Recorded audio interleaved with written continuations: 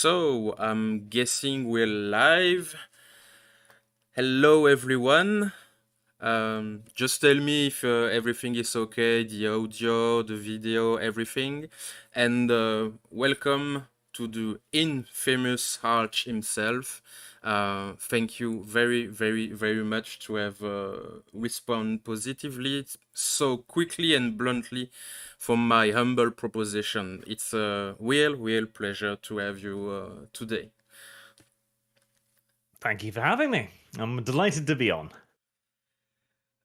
I don't know if you have many propositions like that. Some people try to talk to you, even journalists or just random people on the internet. I do get the occasional request, sure. Journalists, luckily, relatively few of. Not like Dunkula. No, I haven't grown to quite that level of infamy yet. You have to get a pug, maybe on the Scaven RP. You already have one, yes, but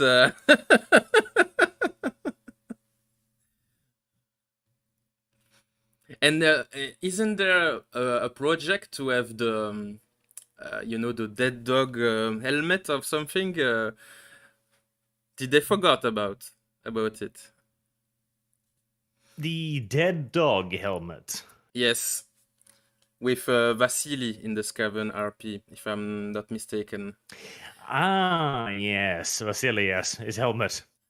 I think the helmet has been placed by the wayside for the moment. I was waiting about that. Bigger things. What was gonna be the logo of the clan and everything, but I think they forgot. And it's a shame. It's a shame because it was quite funny. Been distracted by new shiny things, no doubt. Yeah, the rune thing. Well, I have a bunch of questions for you, and I did my best to not repeat many obvious things that you spoke about on almost all of your videos. But let's get started with a basic bitch one. Very, very basic bitch one. If I recall, you started your channel, it's like 2014, 13. I wasn't so sure because you had to delete some of your old video. But what was it back then when you started? It was just to share your passion for Warhammer, Total War, or just to share stuff on the internet like everybody? Or were you thinking to maybe starting the career and coming to this point when you are quite a star, to be honest? Well, back then I didn't really have any plans to that extent. I knew that the new Total War was coming out. Huge fan of Total War back then because we hadn't seen the Dark Days descending just yet. And honestly, in part, I wanted to start covering it in case of another Rome 2 debacle. I wanted to have a voice to joining on the conversation back then. Because I was still naive and thought to myself that, well, people listen to YouTubers, right? Well. That was about it. Like, I never had any plans to, like, turn this into a job at that point. Yeah, because you have a real job in robotic, I think. Yes.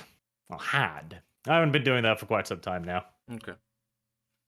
But I'm guessing you won't have a shortage of stuff to talk about with Warhammer 3.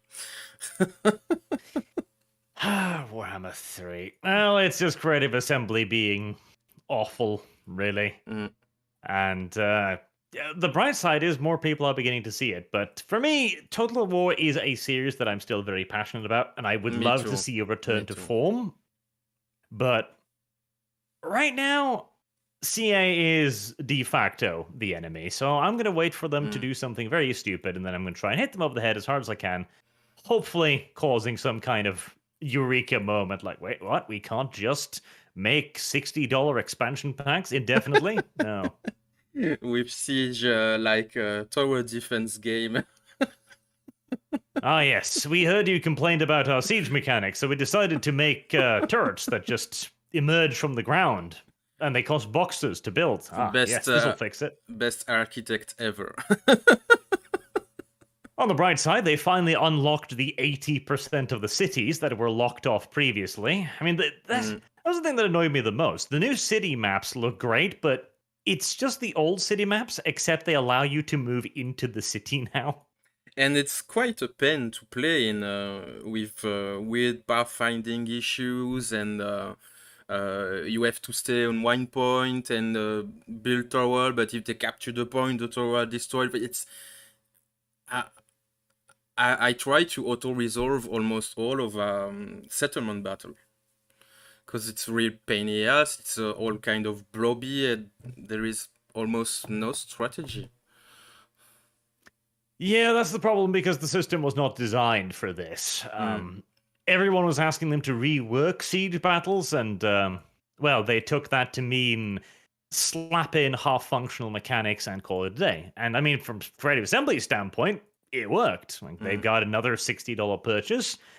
They managed to gag the YouTubers who did get access to it, so nobody really got to hear much of anything until like 3 days before launch. So I don't want to be mean about other people I didn't speak to because I don't know them. But the Total War YouTube community is quite chill. I don't know how to put it in any other words. It's all chill, slave to CA. I don't know.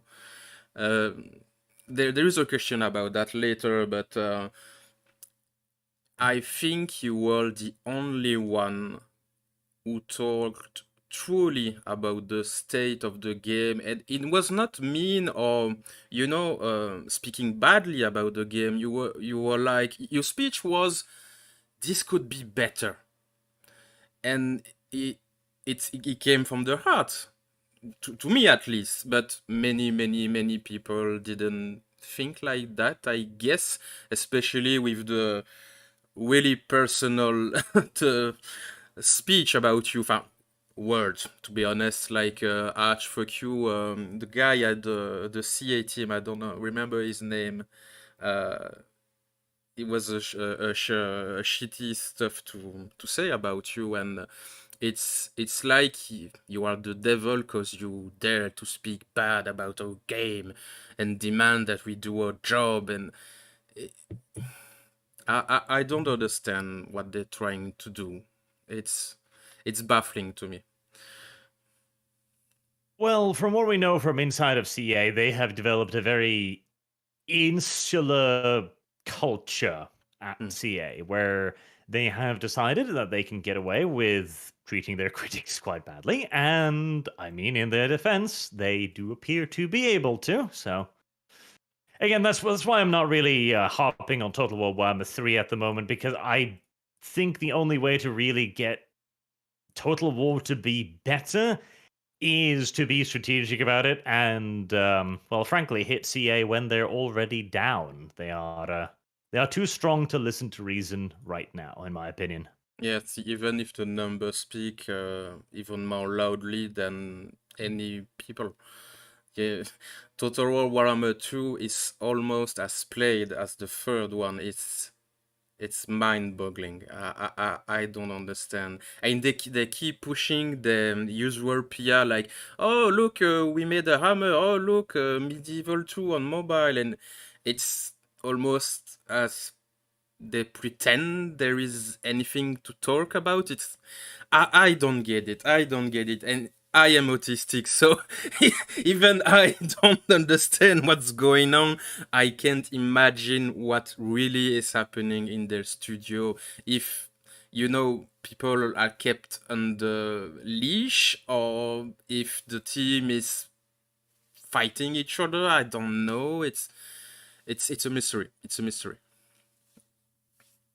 I'm sure they have a very homogenous culture, ironically enough, at CA, because I know the few people who were there who were Mm. dissidents were purged alongside with Republic of Play years ago, Oh, who yeah. started his own YouTube channel because he used to be a major critic back when CA was receiving criticism and was hired by them.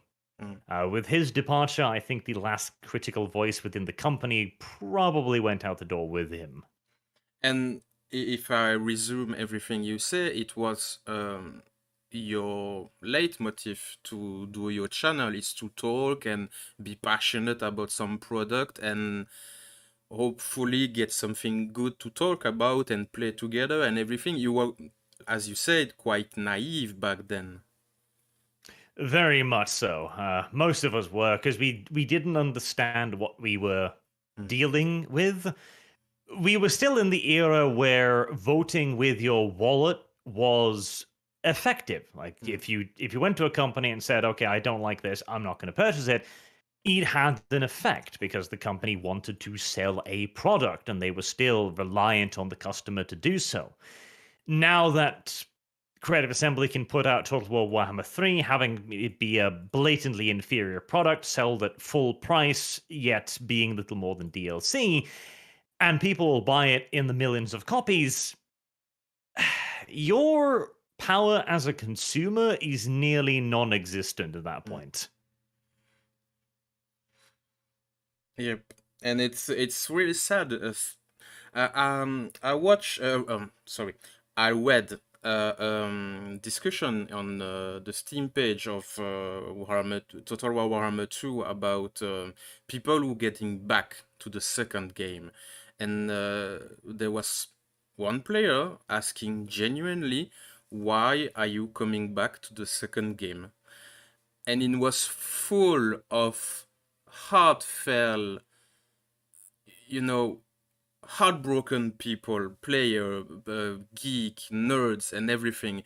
It was quite a view, quite a view. And to me, it reflects the entire entertainment industry right now, which you are to me uh, almost divine voice, because there is no one like you. Sorry, I'm simping a little here.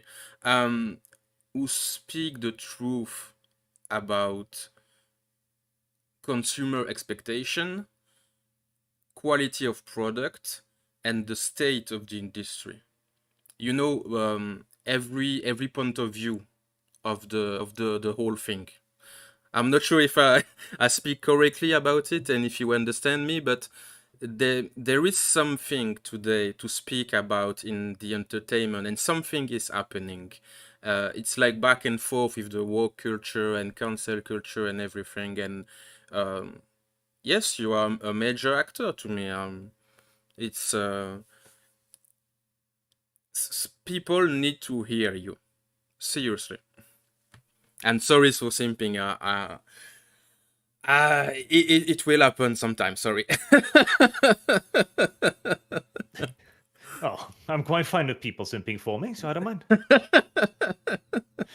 But no, like you are right. There's a much wider thing happening here. And again, that was what we didn't understand to Mm. begin with, because we were again.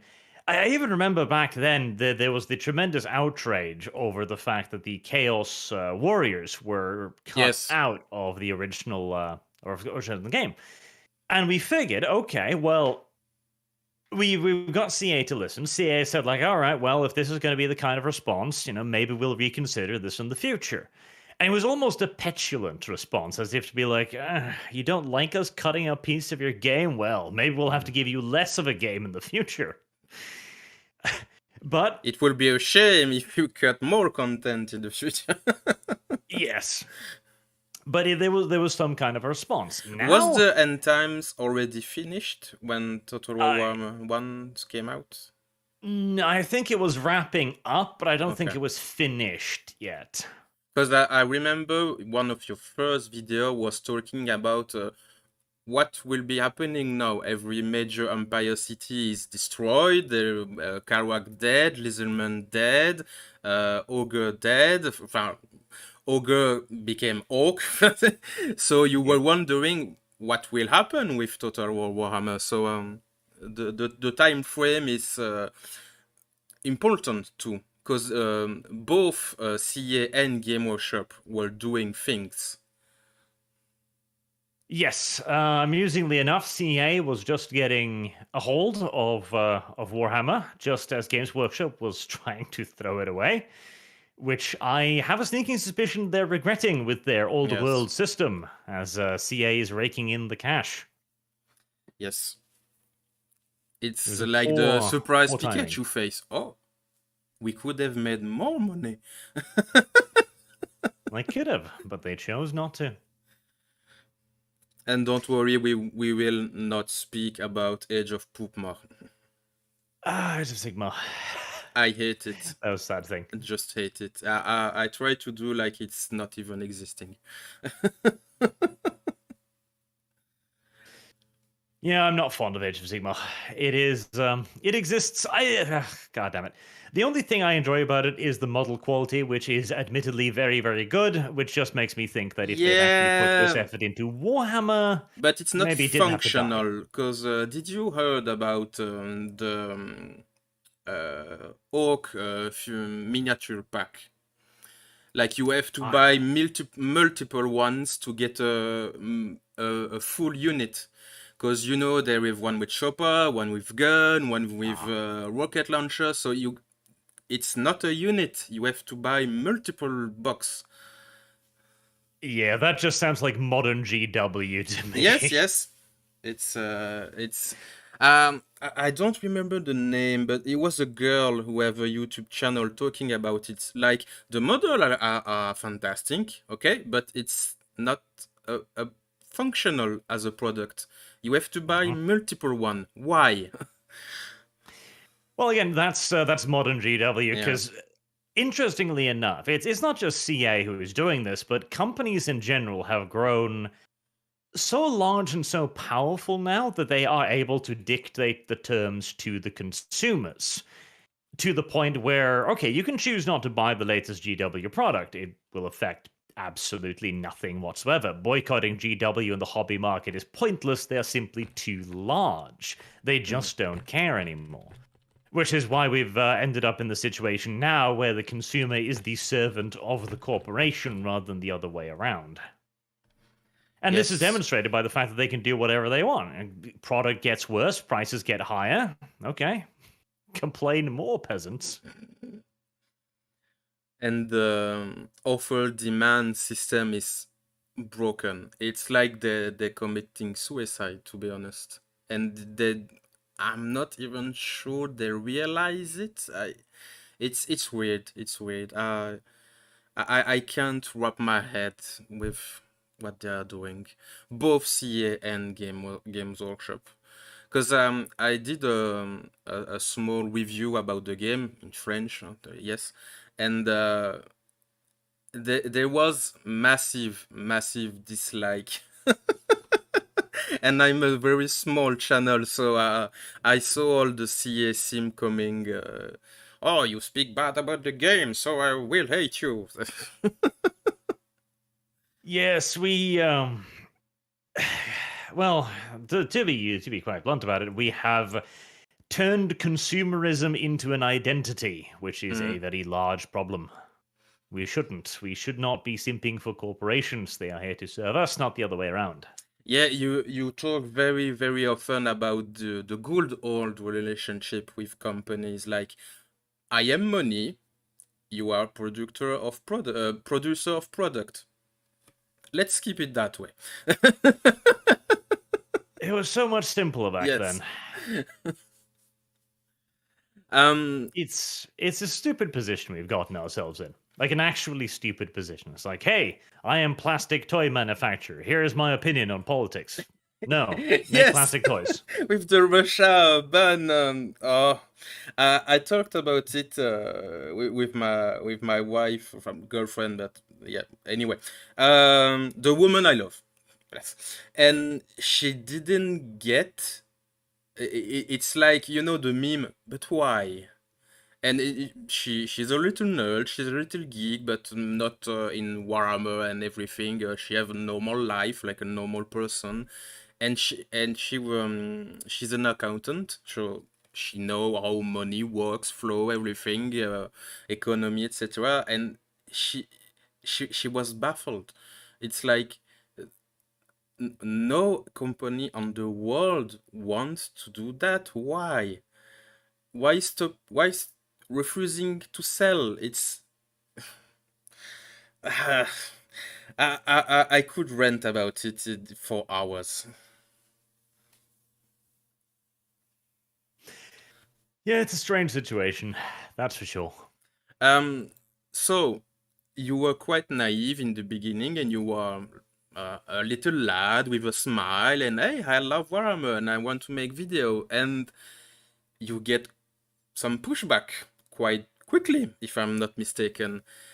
And you talk about you had a similar of a relationship with Creative Assembly, for example, and you have some sponsorship with World Tanks and yada yada.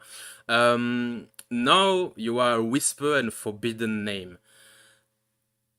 Did you ever had the opportunity to specifically identify how, why, and when that happened? Was it like the controversy about Dawn of War 3? Like you were blamed for the sole responsible of the failure of the game? Well, when it comes to Creative Assembly, I can pretty much pinpoint the moment because they were very interested in me to begin with. I got in contact with their community creators team. I got in contact with quite a few people in there. Had them on Skype, which was the thing back then in the Stone Age. The good old days. And they were inviting me to come over there and cover their game and all kinds of stuff to England. And I was like, okay, I'd be super excited for that. And suddenly, communication ceased. Yeah, in real life, ceased very quickly as I put out a video criticizing how they were doing things. Like, is this how they're going to do it? Like, this doesn't seem that good to me. The moment I became more critical, communication halted instantly. And that is because they weren't interested in critique. They are interested in people who are willing to toe the party line, and that's only gotten more and more strident to the point that now, of course, we know that the YouTubers that they brought aboard for Total War Warhammer 3 were all bound hand and leg by contract obligations. So back then, there was no contracts. There was just gentleman the company agreement, talking to people. Yes. Yeah. Whereas now, clearly, they have decided to cover themselves much more aggressively in that regard. Keep their asses shiny. As for Warhammer itself, I'm pretty sure that came via CA because Creative Assembly has had developed quite the hate boner for me, partially due to one of their moderators, which I believe has way too much power and influence over the company. So I think I got on the shit list of one of their powerful individuals, shall we say, and they then communicated this back and forth. The first game came out, or was it like before, like the beta alpha phase? It was round about the early days, like it hadn't come out yet. Okay. Back then, I even remember there was the GW were doing very sporadic social media content back then, and during a battle report, there was even asked a question like, "Hey, have you heard of this guy Arch Warhammer?" And one of the GW said, "Like, yeah, I watched his stuff. It was really cool." And then again, that turned rather sour for two reasons: one, CA, and two, because I dared to befriend a certain bearded British man by the name of Sargon. Yes. Who was already growing to be very quickly persona non grata. I have a free question about that later on. But it's impressive because your review of the first game, I remember it almost clearly. I think in your video you were playing the vampire counts, and you said, "Yeah, it's okay. It's a good base. We can build on this everything. Maybe the halflings, maybe the lizardmen, maybe Skaven. There is a place là for Skaven Blight. It's blah blah blah blah. It was positive. So, Too positive in retrospect. yeah, it, do they want people to worship them or something? I don't know. What do they want? Well, it's more that they want surety. And this was an interesting thing that began happening quite some time ago, because I remember the golden age of internet reviews, really, the early Total Biscuit days. And I remember Jim Sterling was talking about this back when he was still rather edgy, had just started the Jimquisition stuff. Yes. And he explained that he had apparently gotten an email from an insider at, I think it was Ubisoft or Square Enix, something like that, who said that they considered him a wild card reviewer. So there was they had to discuss whether or not to send him review copies because they couldn't quite trust his view on things. When you say wild cards, you mean like a risk hazard? Yes, Okay. like he could come out with a really glowing review and it could have tremendously beneficial effects, or he could come out very negative and it had negative effects. It sounds like him, yes. Yep. So they never quite knew. And I remember back then I thought, like, okay, this is a bad precedence. Like, we're withholding review codes now because of what somebody might think. And for the longest time, of course, Total Biscuit was the godfather of the review scene. So he got everything. He got sent keys for everything, and people were kind of disappointed when he didn't cover their games. And then at the nearing the end for him as well, I remember there were after he passed away, tragically, his artist, Zach, something like that. I can't remember the name. Made a video talking a bit about his time with Total Biscuit. And one of the things he mentioned was that TB would ask him, why don't I have a review key for this game? Next big coming out game. And he had to tell him because they didn't send a review key. And TB was completely baffled. It's like, why wouldn't they send a review key? I'm a reviewer. Like, I'm the biggest reviewer. I'm the reviewer. Why I'm not getting reviews keys? And he explained to him, it's because they can't trust that you're going to be positive. Oh, they want pat on the head. Okay. Yes, they couldn't predict his actions, and so the company started to think, like, okay, but if these goddamn YouTubers are going to possibly give us a negative review, and they've got so much influence, why take the chance when we can actually get people under contract? There was a tremendous, I don't know if you remember, there was a tremendous controversy with Shadow of Mordor, where it came out that a bunch of the reviewers were actually under contractual obligations to the publishing company. And that was a huge uproar back then. Now, that's just accepted as normal. Yes. And what you say is it's like a eureka moment for me, because it was like 10 years ago what you're talking about, and even back then, when YouTube started exploding with PewDiePie and Markiplier and everything, they were distrustful of the public, because YouTube is the public in the beginning, supposed to be. It's YouTube, not corporate tube. So if even at that time Creative Assembly didn't want to risk giving the key to some potential great publicity, but with the public, it's bad sign. Yeah, no, already back then, that was, the industry before then was very enthusiastic, very it was made by gamers for gamers, and so the idea of somebody being willing to cover your game at all was a big deal. Like, holy shit, you care about our silly little pixel game? That's awesome. But it became a business very quickly, and people decided to start taking precautions. And Well, none of us saw it coming. Like all of us were like, okay, well, I mean, this is just one company, right? It's not going to be a big thing, right? I mean, we can understand they don't want to take risk on like Jim Sterling or etc. because he's a little bit hyper, right? It's fine. The problem was, of course, that this didn't stop, and it's now extended to practically everyone. If you don't have an in, you don't get the key. And in the terms Mhm. of Total War, there are now full-on contracts about what you can say, what you can film, what you can present, etc. And these Yeah, contracts are being signed. Legend of Total War talk a bit about it. I have a question regarding him later on, but he he is maybe the only one who gives snippets of information about behind the scene of the relationship YouTuber CA. Yes, he let a few snippets leak via suggestions, Mm. shall we say, which And we'll it see if is he manages to is remain a good influencer. is quite I don't know how to approach his personality because he, he reminds me of a drunk guy.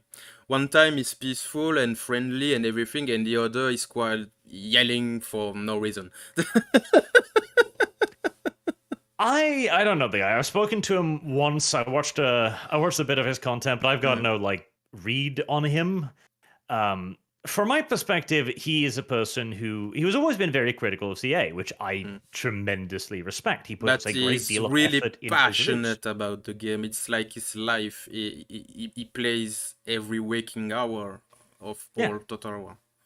like he's tremendously passionate. He absolutely knows what he's talking about. He even said that he'd been playing Total War 3 for like a couple hundred hours, Mm, just cramming it in there because he needed to get like the video out as soon as possible to give people his proper impressions. He's clearly very passionate, mm. but I almost feel like that condemns him as much as it gives him credit because you know what kind of a company CA is. If you then Yeah. sign a contract with them to withhold information until a certain point, you know they're probably going to screw you. But Like, oh, CA would never release a buggy, unfinished product.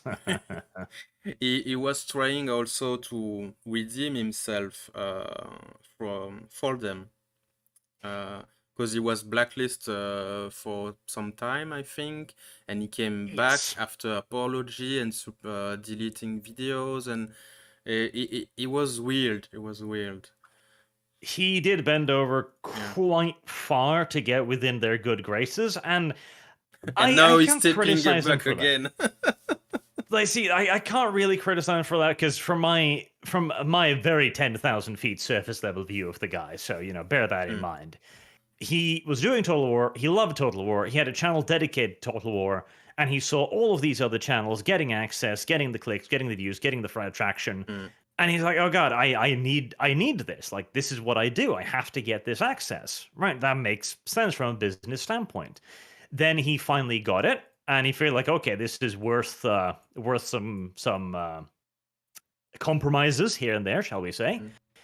And I think maybe he is regretting it. That would be my read. That he's like, okay, Yeah. this took a little bit more of my integrity than I was actually willing to give. Yeah.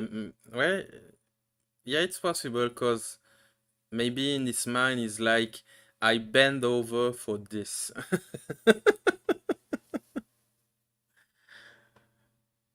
But You come to my I wife, you come to my house, you fuck my wife, and this is how you leave me. Come on. don't touch the dog, please. Because I can absolutely see him feeling kind of betrayed, but at the same time, again, he knows CA. He's saying, Mm. okay, yeah, but you know they're a bit of a scam Did you company, watch etc. his last live stream when he say, if I'm getting blacklisted again for this, fair enough, I don't care anymore. I just want the game to be good. Yeah, yeah, yeah, yeah. Yeah, I didn't watch it. Okay. Honestly, I watch virtually no YouTube anymore. Too busy with everything Mm. else. But again, if that's true, then that jives with like my read that you know he thought this is what he wanted, and he figured like, okay, I can make the compromises. This will really help me out. then he actually did it. He saw the contract, he got burned, and he realizes, no, my integrity is actually worth a lot more than this. Yeah, it's a very plausible prediction. Because I remember on the screen he was hovering his mouse, mouse button over the mixed review. It is, I don't want this. I want overwhelming good review. That's all I want. Yeah, and I absolutely agree. Like that's, oh god, I remember back when I first started this shit, right? And I had to explain to some of the simps that I was like, I don't want Total War to fail. But I love Total War. I've played every Total War game. I want Total War to be good. But the only way to do that is to point out when something is shit. Yes. You And do not get a good game by just clapping excitedly like a seal. maybe get a fish. Maybe. If you beg very nicely, they might feed you. But it's every single word you say, it's the same shit with Dawn of War 3. It was the game I was waiting for years. I was like every month I was digging in the internet to search for an info, like a development blog or everything. And the game came out, the first trailer, the first review, the first snippet of image, and a few seconds of gameplay you see, and I was, this doesn't feel right. And the game came out, and it was shit, and I didn't even play it, didn't even buy it, and it was a huge disappointment. I was like, I don't want League of Legends, I want Dawn of War. A For mix me, of the one and the two. that game was Empire Total War. That was the first game which I was so excited. I followed all of their news, all of their cool stuff, and I was so excited. Then I played it and I was like, hold on. The fuck is this? What happened? And finally, I played for so many hours, just confused and baffled. Like, I can't be hating this. Surely, it's a Total War game. And finally, I get the guards units. I'm like, oh god, finally, some cool infantry, a new unit, right? And they get their asses beat by regular ass line infantry because CA didn't bother to program in platoon fire. I get what you're saying, but I'm quite late to the Total War thing. My first meeting with the franchise was Shogun 2, but yeah, I get everything you're talking about, because when I played the first Total War, was the first I really plunged into, staying late up at night, playing one more turn, one more turn, one more turn, and things like that. You got hooked, and I was wondering why the fuck my Empire army can't settle in a dwarven Karak. Why is the logic? And then I dig in the previous game, and I was like, where is all of this? Where is the religion? Where is the genealogy? Where is the cool cutscene with the agent? Where is the game? And I was waiting DLC after DLC after DLC, and the second Total War Warhammer came out, and I was like, okay, it got better. The third better be good, and nope. Disappointment. Yeah, no, the Total War series has fallen very far from its initial heights, and that is tragic. And it again, it's because of our weird relationship with companies now that we have just excused more and more and more. And eventually, a decade down the line, we're looking at the shriveled up husk of a game that wouldn't even qualify as an expansion pack back in the day that we paid $60 for. And we're wondering, how did we get here? We were talking. I was talking about Dawn of War. Did you remember the price of the expansion pack? Like €10. Oh, like I remember Total War Kingdoms, which I still hold up as probably the best expansion pack ever released. It cost, I think, 30, $40. It introduced 4 new campaigns, like 20 new factions, new religions, new scenarios, new everything.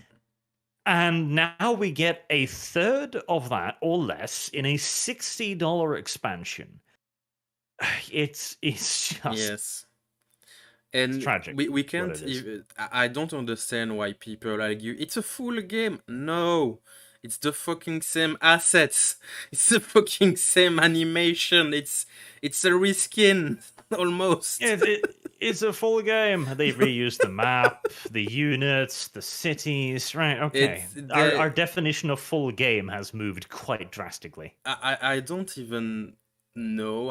I wouldn't bet on it that they reworked the engine between the first Warhammer Total War and the third one. It's the same buggy mess. It's my friend almost broke his keyboard when we tried to play with mods, because mods is life for Total War, and he was like it's I can't even. He was on full tilt, almost broke his keyboard. Yeah, I can see it. It is painful and annoying. And the mods are the live source of Total War. It's like I was watching a little fan film from Medieval 2 with the Lord of the Rings mod. The big overhaul. And it was like it's a whole new game. It's not even. I can't even see what is Medieval 2 in it. Why Warhammer 3 is like that? Why? Well, that was one of the reasons why they made the new engine for Empire, because they saw modders doing things that they wanted to take money for, and they began cutting them out. And even now. Now that they've been drip feeding out mod tools and mod upgrades slowly, we are still not at the level of modability of Medieval 2. Yep. I don't know if you spotted it, but some feature of Warhammer 3 and even some Warhammer 2 DLC are full-on taken from modders. Would not surprise me in the slightest. It's really impressive. Like the Chaos Rift. There was a mod in the second game when there was in the Mortal Empire map a naval route to go from the far right on the so-called Southlands, half of Southland, to go back to Russia. So you can go there and teleport on the sea, ploop. And now there is the Chaos Rift, when you can teleport. It's another reason why CA should have been hiring modders. Yes. And this is because I'm a Lizardman fanboy, and you see people, Ratman and Lizardman can be friends. See? Okay.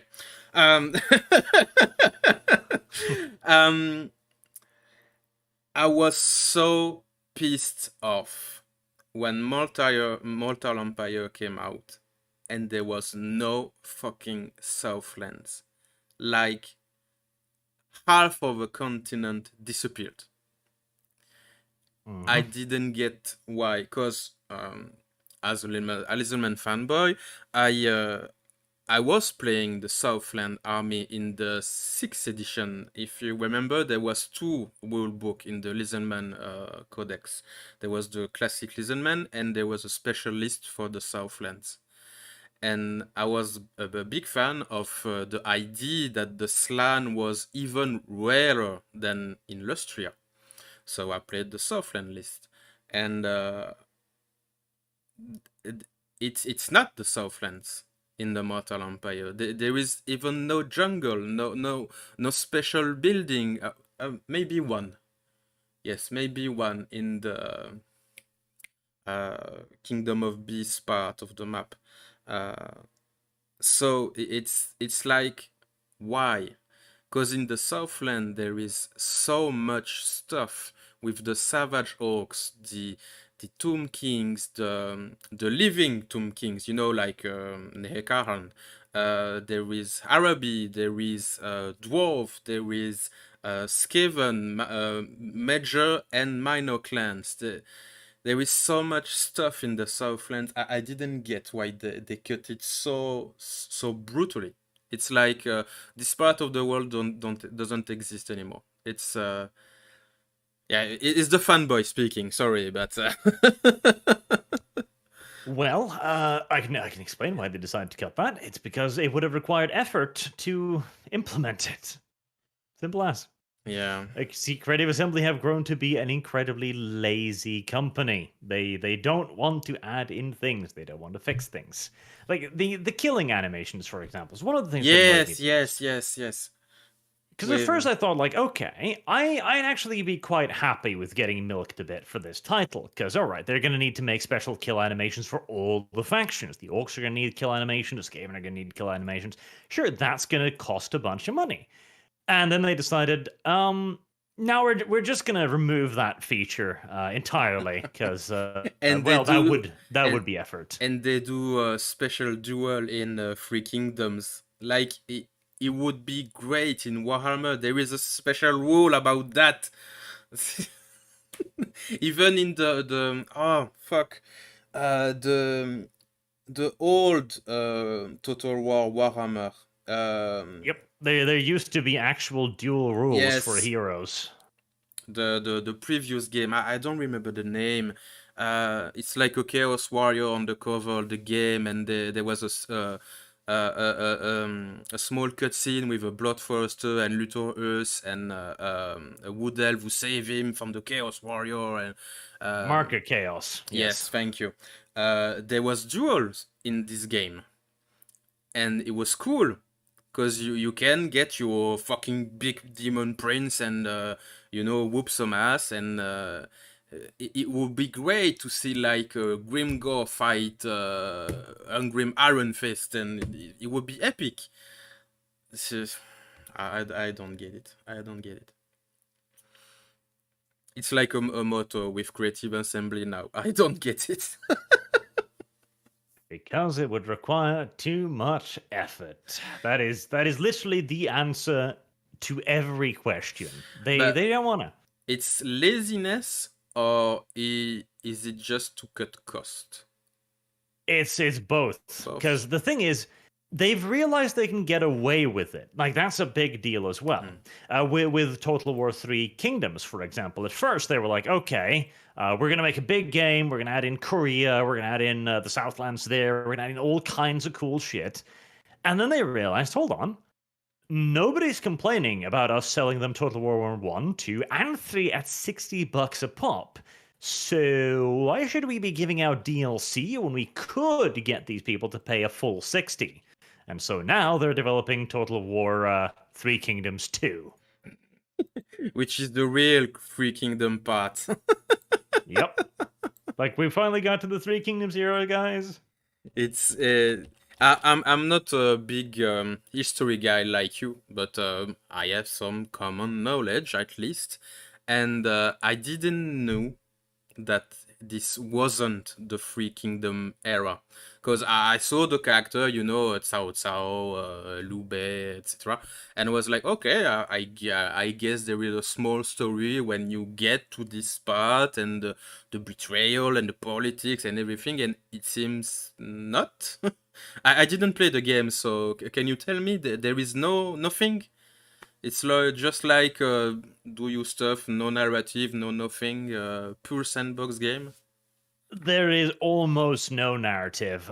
What little exists comes in the form of maybe half a dozen like quests, a la the Warhammer ones, which goes like, "Oh, go here, do that." It's a real shame too, because the Three Kingdoms era has an enormous amount of lore, an enormous amount of character interaction. Like Cao Cao is defeated like 3 times in the course of the Three Kingdoms, and then Mhm. it's the story of how he rises to power. Liu Bei is defeated. Like Liu Bei is just a beggar for half the time. It's a really cool interactive story that they could have made with a lot of emergent storytelling and alternative scenario paths. Okay, what if Liu Bei actually did join together with Cao Cao? Because he actually offered his services to Cao Cao to begin with, because he thought he was actually a man of virtue, and then that turned out to not really be quite the case. Yes. Cao Cao also had an enormous man crush on one of Liu Bei's brethren, Guan Yu, I believe. Like, it would have been cool. Like, okay, what if these actually, hit it off then? An enormous man crush too. Cao Cao wrote up. No, I think it was Guan Yu who wrote a poem to Cao Cao saying, "The cruelest fate of all is being your brother in love and your enemy on the battlefield." Yep. There is so much to tell with this story, and I was shocked and baffled when I heard that. Actually, it's not the Three Kingdom. It's like in Jurassic Park. You know the scene. Is there dinosaur in your dinosaur park? Yep. No, it was a bleeding shame. It absolutely was. I hate Three Kingdoms now. Like I played it and I thought, like, okay, this, the strategy part of this is not bad at all. The strategy map's The pretty goddamn campaign map solid. is nice, and the diplomacy and everything, and like there is some type of general, the yellow one, the red one, etc. It's not Yep. really complex, but at least I it's something. like the idea Yeah. of having to work within those limitations, but the thing is, the more and more I played it, the more and more it just became a chore and a hassle, and the battles so Yes. bad. And there is no unit variety. It's like your None. pikeman, your crossbowman, and little cavalry and elite things, and that's it. Like you have 10 units tops. And the only way to build a good enough economy to support the later troops is to cheese the shit out of the game and AI. Otherwise, you'll be playing with the same peasant unit until well into mid-game, which just isn't fun. Yes, and it's remind me that funny reminds that every fucking people on the planet forgot about Thrones of Britannia. Maybe the biggest fail. And they try to hype the shit out of it, like the special event in the castle and everything, and here's the game. Thrones of Britannia was a paid beta test for Three Kingdoms, and it worked. People paid for it, and CA laughed all the way to the bank, as they tend to do these days. Oh, that game was terrible. Like, Yes. it was for me the very first Total War game that, after finishing my first round of it, I have no urge to ever play this again. Yes, and I heard that it was kinda broken mechanically speaking because of the food resources or something like that. Yeah, it was an early indication Yeah. of how they were going to screw over Skaven in Total War Warhammer 2. Like, Yes. oh, I can only grow food here. Why? Well, you see, historically they didn't grow food here. Yeah, that's cool and all, but I'm starving. Can I plant some at least? No. All right. Maybe try to munch on a branch just for the time being. It's an extension of Total War's they've been doing this for ages now, where they're trying to tie down the player with less and less options. Like, oh no, you can't fortify this city. This city is just a village. But I want to make it a castle though. It's annoyed the shit out of me with the Ogre Kingdoms in the third game. Did you play at least a little the Warhammer 3 or not? I played a tiny bit. Okay. And I tried playing it in multiplayer, and it was a goddamn slideshow. Well, so. no, the multiplayer is I don't want to use the terminology, but multiplayer on Total War is toxic, and if you're not at least good at the game, you don't speak to anyone. Don't speak in the multiplayer. Just stay in the campaign mode. And for the ogre part, they don't have city, and it annoy me a little because I get the camp mechanic and the semi-nomad behavior, okay, but ogre can build. Ogre can fortify a position like nobody's business because they're fucking big and everything. And why can't they have proper city? I don't get it. I don't get it. I figured CA just was like, okay, well, we got to make them unique somehow. What if we just take away their buildings? Oh, cool. Yeah, That way we don't have to program in a bunch of that stuff too. if I remember correctly, you played Greasus with Kibbs and all the other guys for a small period on a live, and Yes. every settlement they get is a 4-slot settlement. Yes. So it's they don't have cities. I guess Greasus is not really the king of the ogres. It's not like he's the king of the fucking Mountain of Mourn or everything. It's a nice way for CA to get out of not programming so many new buildings, I Because guess. you are way more knowledgeable than me in the Warhammer lore, but confirm this, please. Ogres can build cities and forts and yada yada. Yes, they can. They prefer taking over other people's stuff. Yes, There of is an course. enormous ogre city on the Silk Road, for example. Yes, Greasus city. Yes, which is huge. Like, there's nothing they can't build. And when it comes to Dextra stuff, that's why they have the Gnoblars. Yes. Like, But they don't give a shit. It's like, oh, an anchor, fine, armor, bam. It's like everything is giant for them, so they don't give a shit. yes, they wouldn't build a city like Orfdorf. Yes, of course. For no reason, but that doesn't mean they can't. And it's also that limitation, right? Because they ignore the law in so many respects. Like, dwarves can theoretically ally with the undead. Like, no, never, ever, never, ever, ever, never. Like a hard no. That's an absolute impossibility. And yet they're like, well, the ogres, you see, we can't programming their mechanics because they totally don't build. Is this your laziness speaking here, or do you actually care? Yes, because when I say they don't have city, it's like they never get walls. Ogres don't have walls. They're not exactly wall fighting kinds of guys. Yes, I get it, but it's not like it's not possible. Ogres are not stupid. They're not trolls or anything. Like, if they see, oh, the Yumis come, yes, better stay there and start the cannons just to soften them up a little before we charging. So they can have the mental capacity, to have a small kind of strategy. Mm-hmm.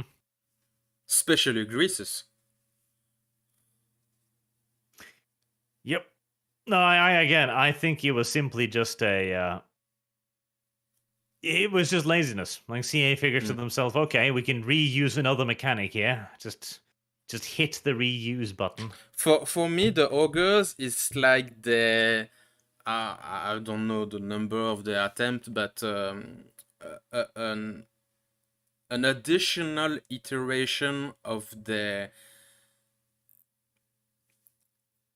trying to remake the horde mechanic, and I think that's what they done with the ogres. I think.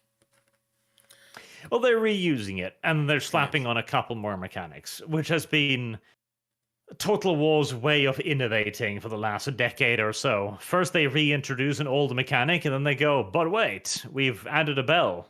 Oh, thank you. Does it ring? No, you have to purchase the clanger separately. Like the Blood DLC. Yep.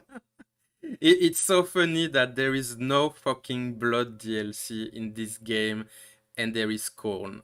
It's so fucking ironic. Because you see, we couldn't sell the game to everyone if we didn't steal this in. Oh, really now? Well, we segued a little bit, but with you, I expected it. It was like mandatory.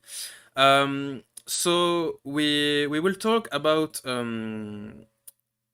a little bit more about the Total War debacle, but the YouTube part, the YouTube community part, creator, etc. In the beginning, you said that you had a same kind of relationship with CA, but did you had the pleasure or the displeasure to meet the YouTuber community? Like Low Master of Sotek. I know you speak with him in a kind of weird interview. And other guy like Turin, Italian Spartacus, Party Elite, etc., to drop a few names. I had some limited Yes. interactions with that group, yes. And But how did it go? Because they are on the chill side of things. again, very limited experiences years ago, bearing in mind, but they all came across as very uninterested to me. They were interested in talking to me because I was the thing that was popping at that point in time. And that was pretty much the only reason. Like, I had never developed any kind of friendship with any of these people. And, well, that was one of the things, too. When I first came on the internet, I was like, oh, God, okay, we can all help each other. We can be friends, right? No. So that's why Kips always tell you they are fucking assholes. Yes. okay. Ironically enough, the only friends, permanent friends I've made on the internet are the people that I get yelled at for associating with, the Sargons and the V's of the world. Yes, I was getting to that point in another question, but I was curious about the Total War YouTuber creator community, because it seems like they're all in the same bubbles. It's in they speak to each other. They do, okay, you are going to do Cinch for your preview, I'm going to do Con, so we don't walk on each other's toes, etc. It's like a big network. It's they are taking advantage from each other. Send me some people, and then you send me some people, and now we will do together a versus campaign, etc. And you seem to be left out of it completely. Well, it's surprising. Again, like I'm not a particularly friend of these people, and those that I did interact with, again, I never. I can't put this any other way but to be a little bit mean about it, but they all came across as quite plasticky to me. Like, okay, it's what we're gonna do first in our little group. And I do get it in parts because they're obviously the CA group now. They want to maintain their position, their their favor. But they have a hard time. Just believe me, because even people, the shieldiest of the shields to me is Italian Spartacus, Low Master of Sotek, and sometime Milk and Cookie. And even them try to say, okay, the chaos realm mechanic is not good, we need mods. So if even them start to state this clearly in the YouTube video, it's a bad time to work with CA. Well, see, that's the thing. The benefit of having a simp is that you can excuse them being not openly positive on occasion. because that doesn't really matter. Like, they are in a position where they have to balance kissing ass with CA and kissing ass with their audience at the same time. That's also the problem, because if you ever find yourself in a position where you have to wonder whether or not your audience is the most important or the corporate hand that feeds, Yes, you fucked up. it's a business for them. It's a very simple question. No, your audience comes to you for information. The audience comes to you for their view at this. Your audience is always the most important. But again, that was the thing. Back in the day, for all that Total Biscuit would hate being called a reviewer, he was a reviewer and a person with ethics. Like, there was a code of conduct. You do this, you don't do that. You review the games. You do not sign contracts. And then that began slipping very quickly until we are in the position now where being the shill it's no longer controversial. It is accepted. And expected. Yes. Yes, unfortunately, I didn't know Total Biscuit until the very, very end. I think I saw his very last interview, and I think it was with H3H3, weirdly enough. But yeah, I didn't knew the golden era of this apparently very important guy. Yeah, TB was an absolute titan in the field of video game reviews, and he was one of those people back then. He used his platform to champion for the rights of the consumer, which there's been not a lot of these days. And I think now it's PewDiePie who have this role. To an extent, the issue with PewDiePie is he is the person he is. You know, he is PewDiePie. He comes from a very I know different he's background. sweet. I know. Yeah, exactly. Like, well, that too. But he's not he's not a serious individual, shall we say? In his book, video is very, very serious. Did you watch this? I did not know. It's almost at he's not the same person. It's impressive. He's very humble, down to earth, and in all of his video he's joking, he's being goofy, but when he talk about books, philosopher, samurai code, history books, is very. I remember distinctly a video he did about Diogenes, and he was brilliant. He was brilliant. I really recommend it to you if you're curious to know the serious face of PewDiePie. It wouldn't surprise me if he would move into something far more like that in the future. Just because he himself also has in the past expressed that he's kind of sick of his persona. And I know that he has flirted with the devil, Sargon, on multiple occasions. Oh. But never committed, shall we say? Yeah, it will just kill him. He will. It's unfortunate. I don't know if it will kill him or if it will make us, shall we say? Yeah, it would be a historic moment, really. But I hope it will happen, because I do like Sargon also. And maybe one day I will send in an email and maybe will accept my hand. But yeah, it does not surprise me that much to hear that, because I think they will go along very well. I think. I wouldn't be surprised. From everything I've seen of PewDiePie, I'm pretty sure he probably aligns quite well with the quote-unquote our side of Yes. Of things, politically speaking. The good old politics. Which side are you on? The good or the bad? And there's the thing too, it would be ideal if this was just not a topic. Like if politics was not a thing to be uh, discussed and talked about in gaming, but we are in a state right now where it has worked its way into it to the point where you've either got to do something about it or you don't have a roll with the choice. Yes. punches. Like Jordan Peterson say, you have to make your sacrifice. It just have to be done. Mm-hmm.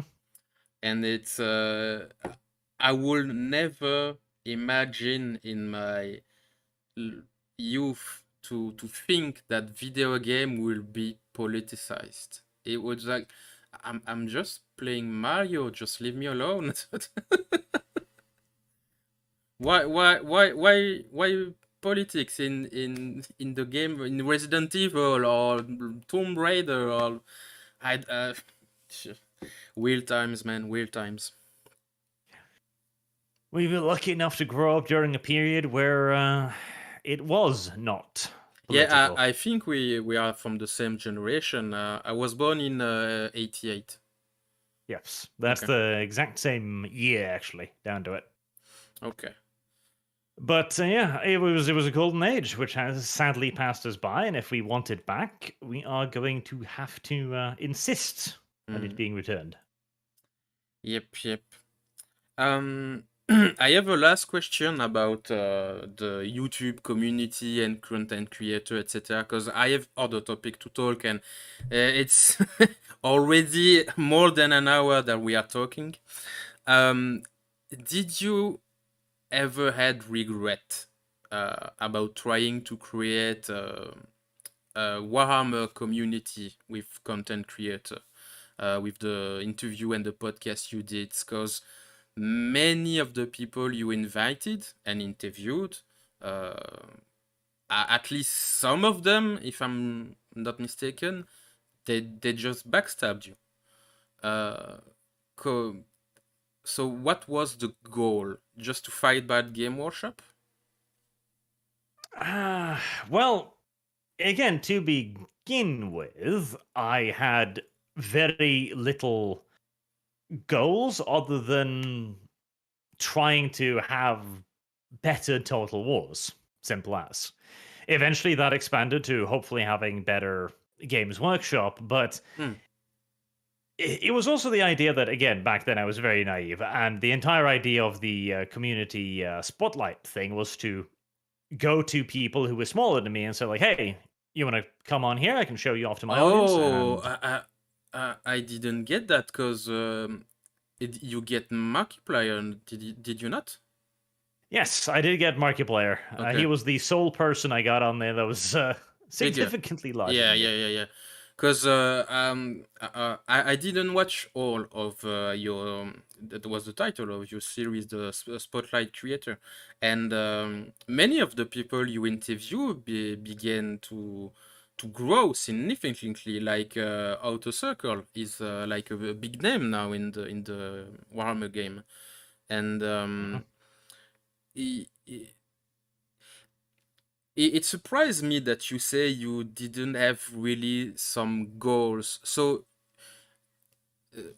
just a moment, I'm thinking out loud.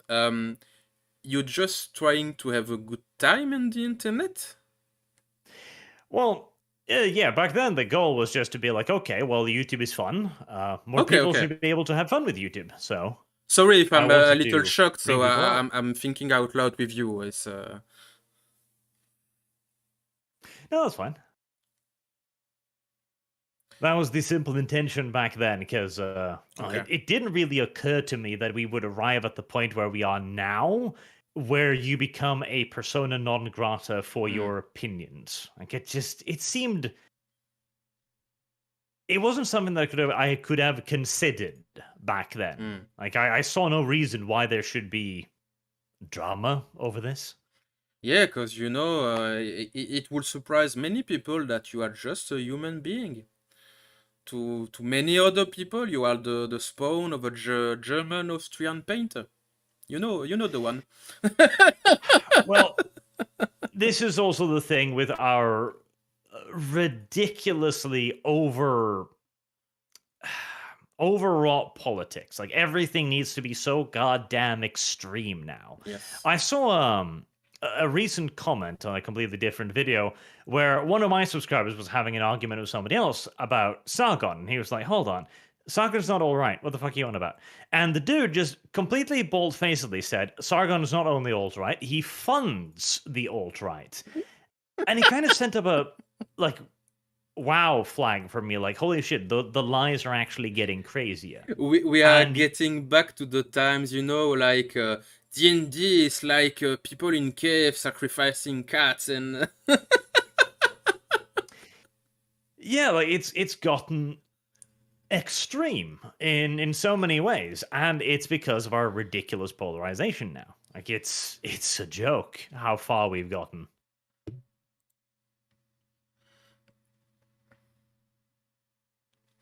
yes, it's a joke, and it's also I keep getting to these words. Sorry, my vocabulary is not so good as yours, but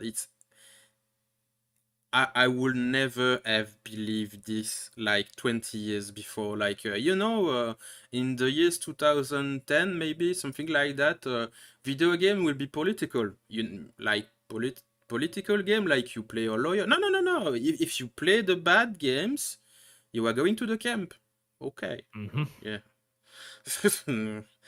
And Playing the it's wrong game will determine your cliques, and you will be able to lose yeah. friends for playing the wrong game. You remind me of the drama with Subverse, like they do a backflip review, like oh no, it's not the good person. We have to we have to retract.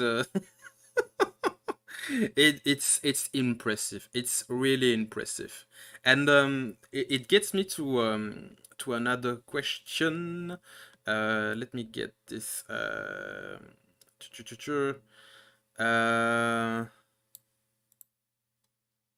yes, this one. Now you are like the Voldemort guy. We can't say your name. If we mention you, it's like a spontaneous combustion, and you are in acquaintance, shall we say, with people like Sargon, like Jeremy from the Quartering, like Condancula, V, etc., etc. So how did you live that, and how do you live it now, since it's just getting worse and worse and worse, having so much drama, and that you have just cancelled from the universe? Is it that Well, hard to live with such a big target on your back? no, like I really don't care. It's like Yes. it is really not a thing I care over much about. It's like Okay. people out there have stupid ideas. Like, so what? Okay, you can't really cancel me. Even if you manage to get my YouTube taken away, I don't really care. I have a job. I can go Mm. back to a job. I can do YouTube. I can do other things. It's fine. And the fact that people want to be stupid and wrong, okay. I am literally just happy to wait this entire idiotic period of our history out, Mhm. and we'll see. Because I'm still pretty sure that we have hit the ceiling of idiocy, and we can only go back from here, I hope. Are you sure? Because you know the quote from Einstein. Sure. I I don't know. hope you're It sure you're doesn't right. bother me. It's just Because weird people having weird obsessions. I had and still have a little experience about cancel culture. I unfortunately can't talk about it.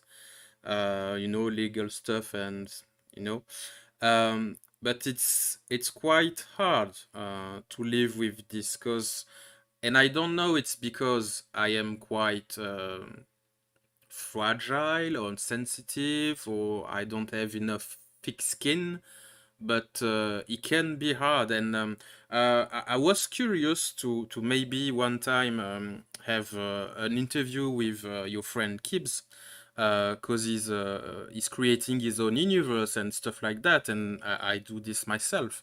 And when you are trying to work on art stuff, being cancelled on the internet is very, very, very, very painful economically. So, Yep. uh, I get your response, but I'm wondering if you didn't have the financial capability to don't rely on YouTube, maybe it will be different. I mean, surely the simple fact that right now it's considered not only a acceptable target to have, but a laudable goal to achieve to take away somebody's livelihood. Yes. Like, that is a positive thing now. People cheer for taking away other people's livelihoods. Yes, and just with the Oscar with Chris Rock, the guy who has been slapped is now the bad guy. Yes, we live in a very weird time in many, many ways. And for more and more people who are trying to make a living on the internet, doing the wide variety of things you can do on the internet, obviously there's a lot of damage that can be done to a person, to their friend groups, and just their ability to engage in the professional world. Like, I know Kyle, for example, has had a lot of troubles finding good artists and people to work on his project for him, simply because he has the wrong politics, And and I'm guessing it is damaging. sorry to interrupt. I'm guessing it would be the same with Condancula. The lucky part of Count Dankula was that he, of course, had an enormous amount of financial difficulties to begin with because he couldn't monetize any of his videos. Yes. That's a huge problem. And so he simply had to, soldier on. He continued making videos, and eventually he got lucky in that he was, one of the high lords, the feudal lords of our society, took pity upon him and, called Queen Susan, and fixed Wasn't it H3H3? It and yes, Klein? yes. It's weird that it's his personal Jesus. Well, it's also just it demonstrates what a ridiculous state we are in. Like, this is society now. Count Dankula can go to court, be railroaded through the system, be judged in an incredibly unfair manner, where intent is ascribed to him for a joke of a dog raising its paw, and he has no recourse. He can't go to YouTube and say, like, hey, give me my monetization pack. He can't go and show them the judgment and go, like, hey, give it back. He can do none of this. He can appeal, it's pointless, it ends up directly into a shredder. That's it. But the moment one of the nobility comes along and just calls up the queen, like, hey, could this person get his monetization back? Next fucking day. It's because of what you are saying that it was a great day when Kyle Rittenhouse was declared innocent. He was hope. And I deeply hope that he sues the ever-living shit out of every news organization in America. Yes. It'll be interesting to see. But again, like, that's the thing about YouTube. As much as I love YouTube as an occupation, it is not a level playing field. It's a very tilted playing field. It has its own nobility, and some people just do not play by the same rules as others. It sucks, and it's what we'll have to deal with. And I might add, it's not only YouTube, it's the whole fucking internet. It's every social media, it's every blog post, everything. Yep, it is. We have a tremendous problem with that, and it doesn't seem like it's getting better anytime soon, unfortunately. So if I may try to put words in your mouth, it's really reassuring for you that you have financial security outside of the internet. Well, it's reassuring for anyone to have Yes, yes, of course. financial security. But But it dampens the effect of the cancellation. yes, obviously, like there's no question about it. It Okay. makes it possible to be there and to say the things that needs to be said. Mhm. And even that, of course, is too. It's a tremendous amount of work. Like Sargon's with his Lotus Eaters has finally Yeah, managed to make yeah. himself properly independent, even if they do get cancelled by the YouTube. It's impressive what he did, really. I watched him grow from the almost his first video with his telephone microphone and everything. He didn't even show his face, and his intro video for his channel was everyone saying, "This is his platinum. This is his livelihood. Take him down." It's like, and it's funny because at that time, I wasn't a mile close to the mind state I am right now. Is almost educated me politically and philosophically. I was more like the old idealist, take the system down and everything. I wasn't really doing it, but he had an impact on me, and it was funny to watch him grow, and now I am I am also the Nazi for some people. But he We did will all become Nazis in the end. yeah, but he did a tremendous job with the Lotus Eater and Condancula too, with his little studio and Mad Lads and everything. Very it's it reminds me because I don't know if you are in the art community, the art people, but many young artists, will it be writer, drawer, animator, whatever you want, they all fucking lazy, so lazy. It's like I did a thing. Please, I want to be rich now. No, it does not work like that. I don't It's know true. if You got to put in a lot of time and a lot of yeah, effort. I don't know if you encountered such people. Like everything should be handled to them. No effort, no nothing. I mean, except CA. You talk enough about CA. It's well, it's a thing of the internet, isn't it? It's you see other people having done well, and so now you think you can do well as well, and many people can, hopefully. Hmm. But not everyone will, and it's a hard lesson to learn that reality is harsh and is difficult and Hmm. requires a great deal of effort and personal commitment.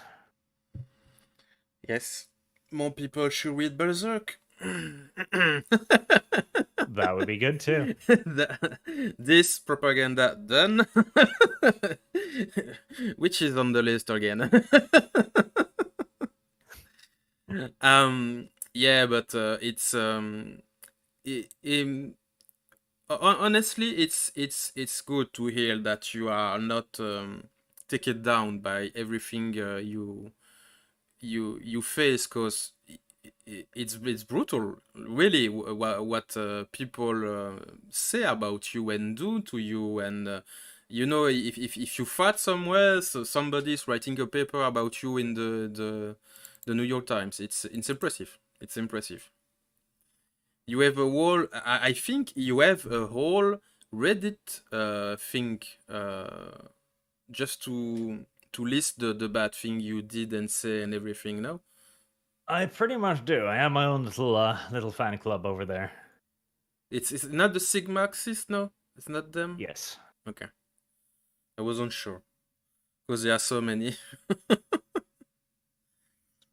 And there are the Feminist 40K, I think. They have a boner for you too. Oh, they've been irrelevant for years. That's the thing. Feminism is dead and gone. They grew irrelevant awfully quickly. And yeah, about that, the thing you have going for you, you had to delete the Warhammer part of your nickname.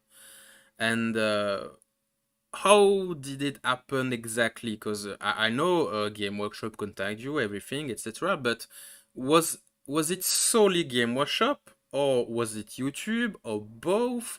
Or did you get some lawyer paper?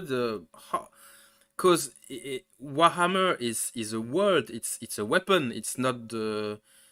It's like black, the color black or blue. It's you can trademark that. Well, that's the thing. Trademark law is very difficult to define well, and there's a tremendous amount of interpretation involved in the classification of a trademark. They believe that they've been able to trademark Warhammer in that respect, and they therefore believed that having Warhammer in my name infringed upon it. I would be interested in seeing them try to actually argue that properly because, well, there's a lot of things with Warhammer in it. There's a lot of other lore channels with Warhammer in titles, with Warhammer in even the name of the channel, etc. Why aren't you going after these? But that was also what they were kind of threatening to do it to the entirety of YouTube. And at that point, I Yeah, was still thinking about the wider community. I was like, okay, well, you I'm not too. really all that attached to the Warhammer, as I've only ever called myself Arch for the most part, You took one for the team per se. which is perhaps something I would not have done in retrospect. I was too good. Too nice. But it's impressive that you keep repeating that, Kurt. You were naive, you were innocent, you were, some kind of idealist, too nice, etc.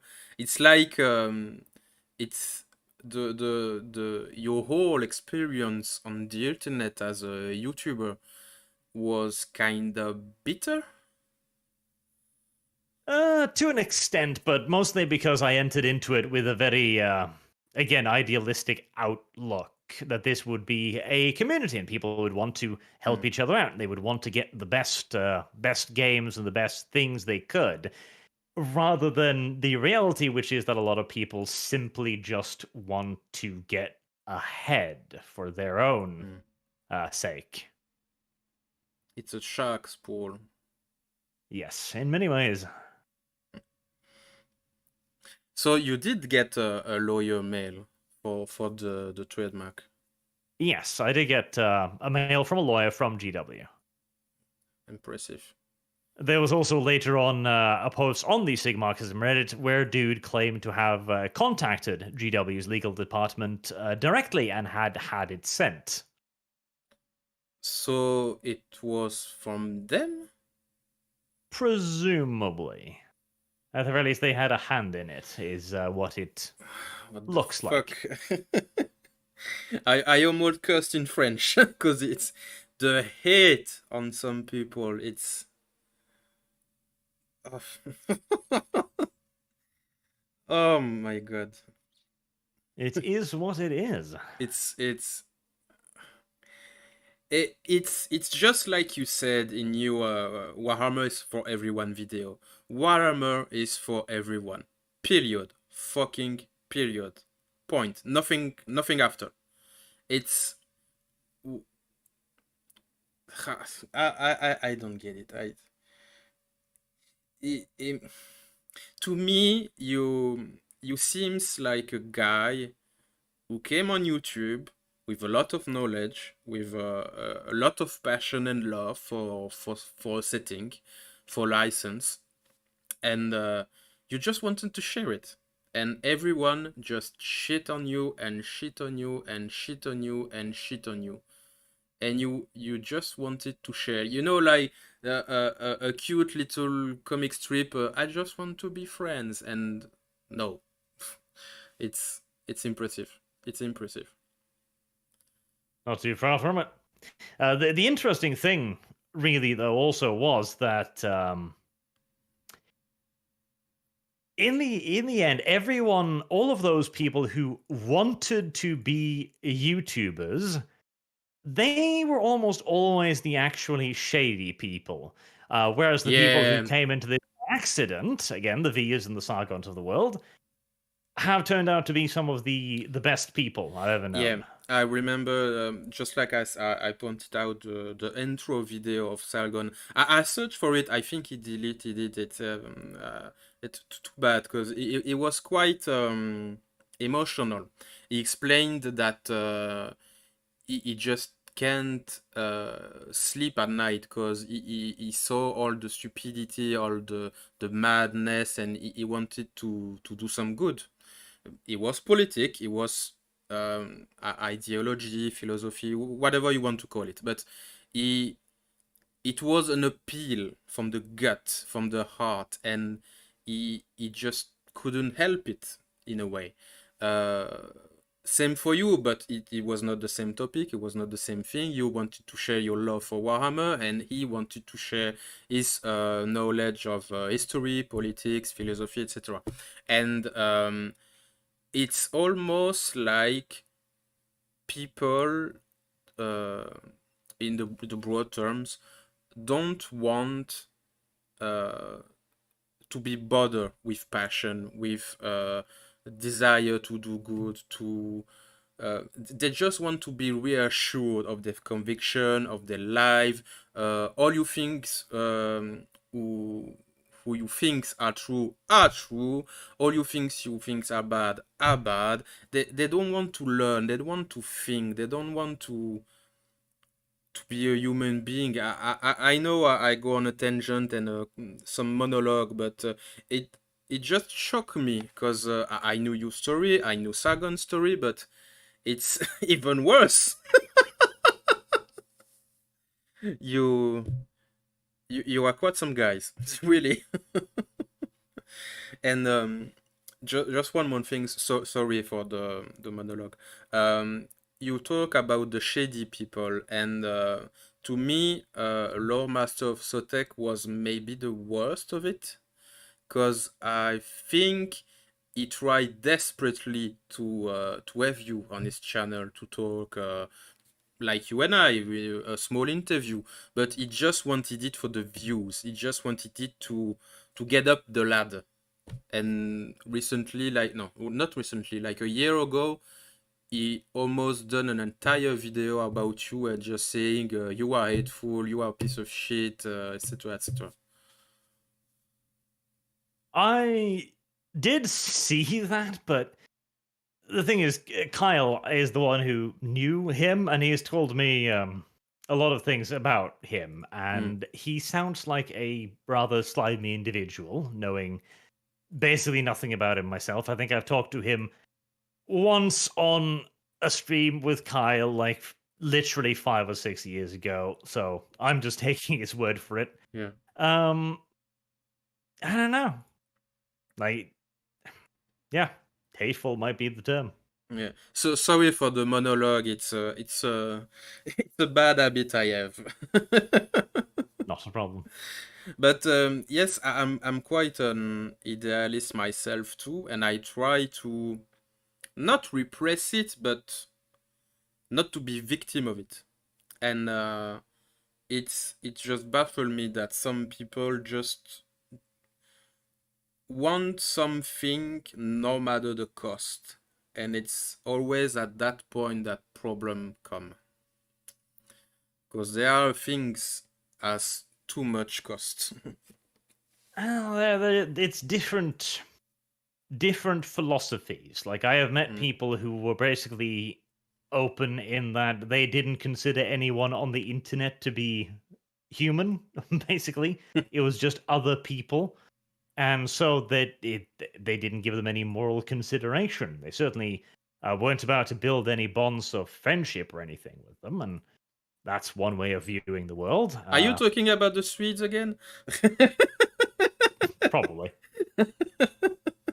They deserve to be treated less than human, though. It's a difference. Sorry.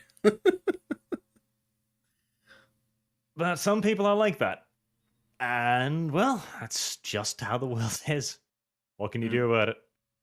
Yeah, and on that topic about your passion, your naivete of your beginnings, you take quite some pride, if I say so myself, may say so myself, in your work, like the Wrack series, the mini series, the Assassinarum, the Badab Crusade, and with time you almost said that you dislike your old work. I think you did with the Orc strategic invasion with Armageddon. You said that you didn't quite like anymore the Armageddon series. But how much time and money does it cost to make such an extensive series like Vrax or Badab? Because you commission people, you read, you compile the work, you compile the data, the numbers, etc. So it's quite a mountain to climb. I don't have a exact cost on hand, but it is thousands and thousands of dollars in custom art alone. But well, I mean, again, the quality I did speaks that for because it's fun. itself. It was a cool thing to do. It was interesting to do, and so it was worthwhile doing. Yeah, as long as that's all there, everything's fine. And you think you are going to do more of it? Probably not for Warhammer, for the simple reason that I no longer believe that Games Workshop is worthy of that kind of content. It was one of my next questions, but because you're I prefer sorry, English, just like you. I quite prefer Vrax from Badab, but it's very personal. It's the story itself, not the work you do. And it's great. It's like the VTuber girl you had a few days ago, Rosa. Rosa, yes. Yeah, it's like an audiobook. I listened almost every night to your video because it's like a bedtime story, and it's great. You have a nice pronunciation, far better than me. Your knowledge, it's top notch. I think you are the most knowledgeable person on Warhammer on the internet. I think. I would surprise to meet someone who have better understanding of the Warhammer world than you. Yes. On that note, I have one question. Sorry, off topic, people, about the Lizardmen, because I am a Lizardman fanboy. Are you sure that the Lizardman race, but not the Slan, the Skink, the Saurus, the Croxigo, etc., they are, as you said, like robot or hive mind, because they have personalities, they have, some will on their own, but they choose to pursue the great plan. So, are you sure that it's qualified as a hive mind, or? I would say that is the closest approximation, because then we get into a very interesting debate on the nature of free will. Yes. They choose to fulfill the great plan and work with it through their Slan masters. But if that's all they've ever known, how much of a choice really exists? Like, do they know the great plan? Do they know the extent of it? Do they choose to engage in it willingly, or are they simply just raised to do this? Yes, from program birth? from the old one, yes. Because if so, what difference does it make? Like, if this is all they've ever known, this is all they've ever done, are they happy doing this? Is it a negative? Is it a positive? again, in such an insular civilization where this is all they've ever known, I would probably say that hive mind is the closest general approximation, simply because it's what is expected of them. It's what they do, and it's how they choose to do it.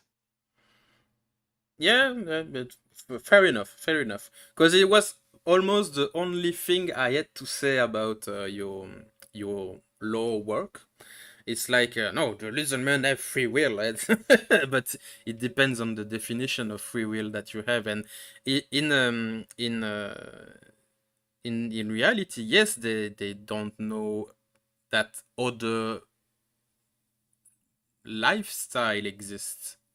They are they emerge from the spawning pool, and then there is only the slan and the old ones.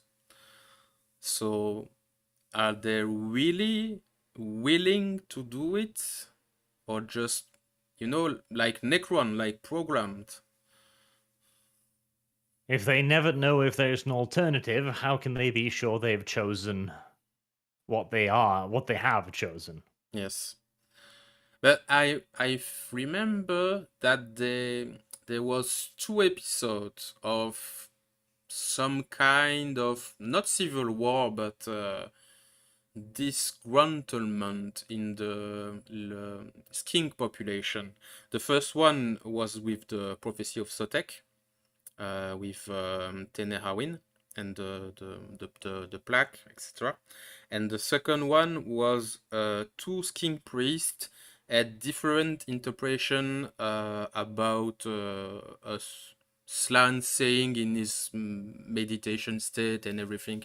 If I recall correctly, I think he was almost as no, there was not 7 flies around him, there was 6, so that's this interpretation, and no, it's this interpretation, and there was almost like fighting, like 2 Karen with at the Walmart or anything.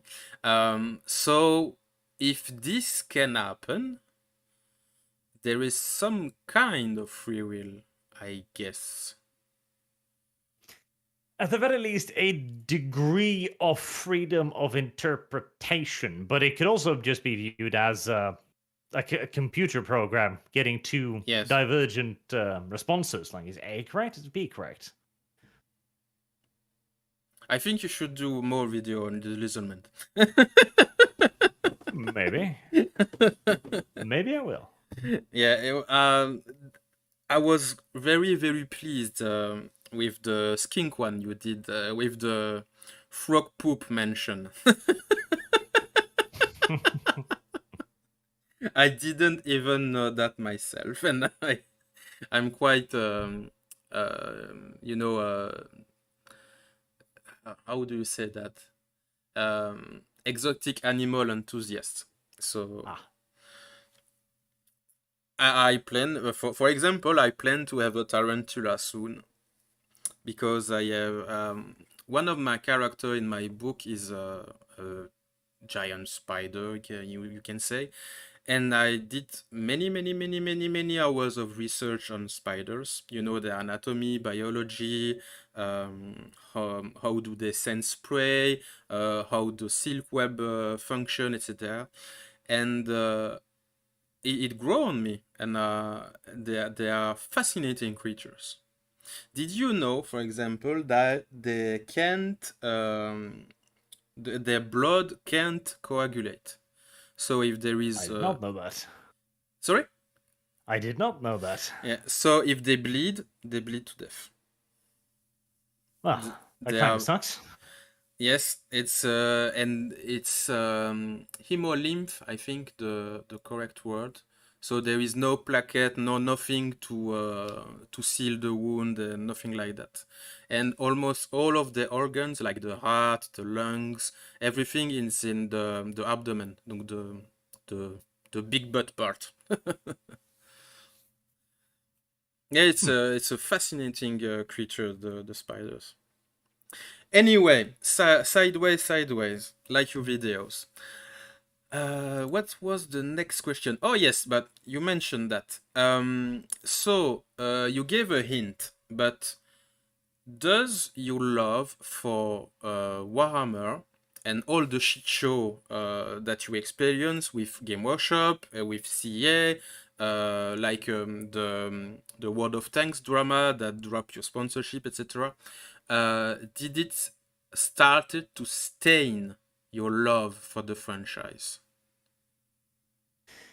I think GW themselves did far more to stain any love for the franchise than any of that had. Mhm. Because of the way they have been treating it. Like, I don't like how GW has been using their own setting. I think they are very disrespectful to it. I think You they could mean do much like more with it. the bad writing of some books or the drama? Mostly just the overall treatment of the franchise. The Yeah, writing is, of course, part of it, like and me also off. just the stuff like the Horus Heresy started out very good, in my opinion. I still think it was a good idea, but it deviated quite significantly over time.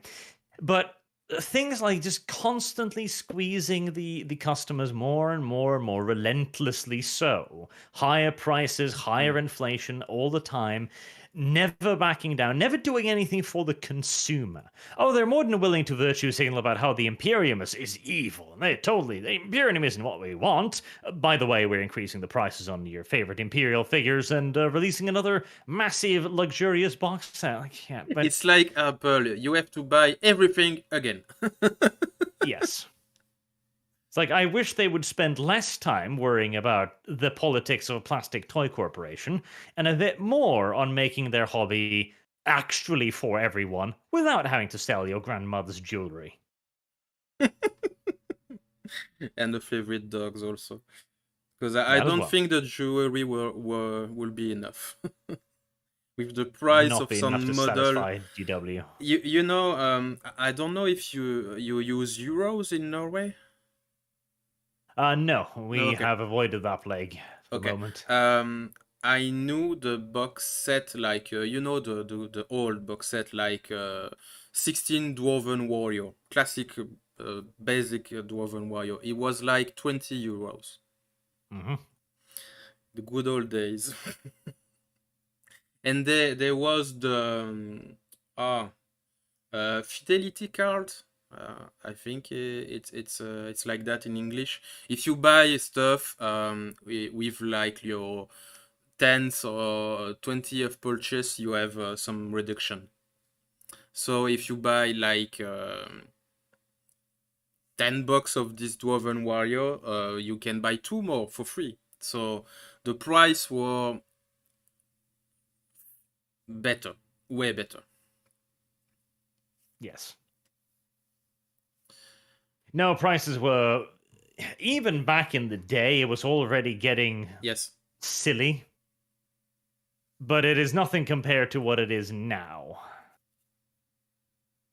I think also that they try to amp up the buy this big miniature, you know, like Titan, Knights, how the shit is called, the dragon thingy from Chaos Marine. Yes, the big, Yes, big dragon thingy. you Yes, I know know what you're talking about. the or the big Tyrannid or everything, and the game begins with lesser and lesser model at higher and higher price. And of course, if you play like Goblin or Skaven, it was even more expensive. But they, I spotted that when I stopped playing, as a fact, because I was done with the game. The whenever I played, I was seeing more ridiculous thing each game after another. Like I don't know if you experienced that, but in the seventh edition, the Dark Elf Hydra was a big thing. Like it was the best thing ever. After that, it was the Blood Knight from the Vampire Counts, and after that, it was the Demons of Chaos when they were just the bestest of the best. you couldn't win against Demons of Chaos in that time in Warhammer Battle, no 40k. And it was lesser and lesser model. They always wanted to sell like the Necron Monolith for $60, or the, like I said, the big Tyrannid for $60, and it was not the game I was in love with. You know, armies against army. It was one model against 5 models, and if you played the in 40k specifically, the big things like uh, the fuck is this name? Uh, the Ghost Lord, maybe. Yeah, I don't know if it's the same name in French, but the Dreadnought, but the Eldar faction. The fuck. The Wraith Lord. Yes, thank you, Wraith Lord. You couldn't do anything with your silly guardsmen. You had to have special weapon, you have to have big tanks, you have to be... I think you know where I'm going with this. The game was little by little unplayable with the original intent of the game, which is armies against armies. There was also the doctrinal system in 40k was a big thing of this, where they introduced it was a Adeptus Mechanicus formation that actually cost like 3,000 points or something. But if you bought all of it and you fielded all of it at the same time, it would count as a 2,000 point list. So you gain actually a bunch of free points, and it was a tremendously expensive kit with tons of really high-end and expensive stuff, like massive models. And it was very obvious what their intent was with this. Thank God I stopped playing. It was very much so buying power. Did you let me reformulate that. When was the last time you purchased a Warhammer model? Honestly, that's been quite a while now, especially since we have 3D printers in the basement these days. This fucking helps, yes. It must have been my last army, which was probably a solid like 3-4 years ago at least. Oof. Mine was like 10 or 15 years. Yes. I stopped playing with the 8th edition of Fantasy before the end times. It was the last thing I bought. It was the Lizardman Codex, to be exact. And I bought with it the Bastillodon and the Reaperdactyl box. That was the last thing I bought. After that, never touch it again. Which is tragic too, isn't Yes. it? Because the book themselves, even today's book, Army Codex, I'm talking about, they are cool. They are very well manufactured object, but it's a bad game. Yep. So to get back to the point, do you know which universe you are going to do a next special lore series about? Probably. It will probably be something historical, honestly, since I'm having some interesting stuff made up for that. And after that, I don't know. I'll have to wait and see what I'll come up with. But there are many interesting universes out there that does deserve some coverage. Yes, and about historical, I'm very curious to hear about some special event of the two World War, because I know you are quite a specialist about this era and these two conflicts. There are many funny things that happened in the Second World War, many Yes. of which are worth talking about. And also, let me be proud of my flag for 5 seconds, because people don't know enough about that. Belgium was a key point in both conflicts. Never forget that, please. I know we are just a spin bump between France and Germany, but there was many things that happened in Belgium in both conflicts. It was. And Belgium fought very well during the Second World War. Well, it's more that the resistance rather than the army itself. The army was wiped out very quickly, but we kept annoying them for a very long time, and especially in the First World War. I'm sure you know about the Isère River. I don't think so. Let me write it for you or give a link, because I'm not sure I'm speaking it correctly. It was a river in the north part of Belgium, and the Belgian blocked it in the first time, and when the German tried to pass it, they flooded it.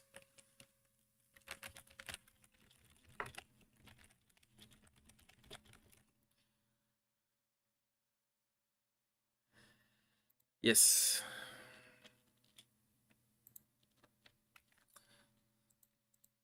I'm quite proud to to make you learn something.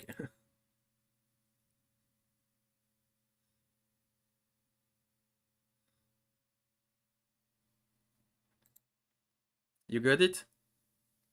I see it. Yep. It was not like that thing won the war. It's not like that, but it was a very important delay in the progression of the German army.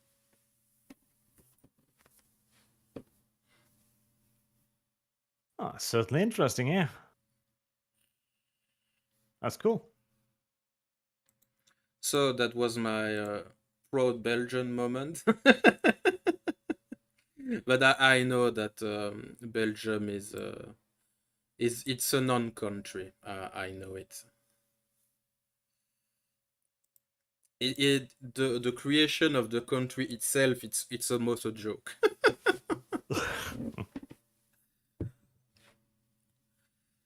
And about that, I have another question for you about your country, which is Norway.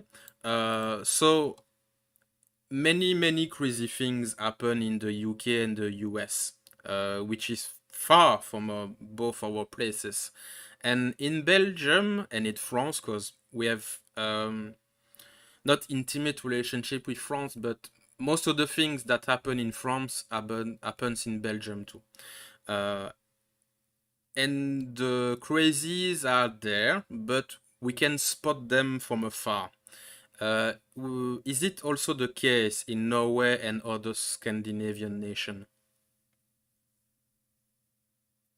Not really. We are more subdued. Our Already? craziness hasn't quite reached Okay. the levels. Where we do have some of it, and we are starting to see it sneak in, but we are very much so at the 2016 levels, really. Okay. Because here Far behind the curve. in Belgium and France, we have what is called the inclusive writing. Do you know the term or not? Inclusive writing. Yes. So let me explain for a second. Um, you have we have words that are masculine or feminine, like a hero and a chair. One is masculine, the other feminine. In French, we have the word like hero, but we have in feminine héroïne, which is the female version. So when we write, we have to write like hero dot e dot ne ne, sorry.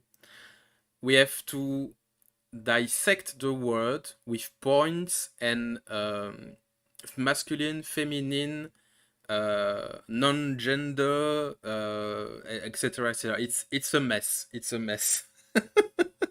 And it's starting to get in the official document, like the paperwork, like your identity card, your taxi paper, etc.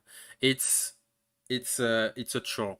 If you want to learn French with inclusive writing, you are going to vomit in the 5 seconds after your first read. That is a thing that is happening in quite a lot of languages. Luckily, we've avoided that so far. There has been some attempts to introduce things like the Swedish gender-neutral pronouns, but it hasn't met with a great deal of success yet. Okay. And so it's one of the reasons that you joke a lot about the Swede. It's like it's rotten to the core with wokeness. That is part of it, yes. Okay.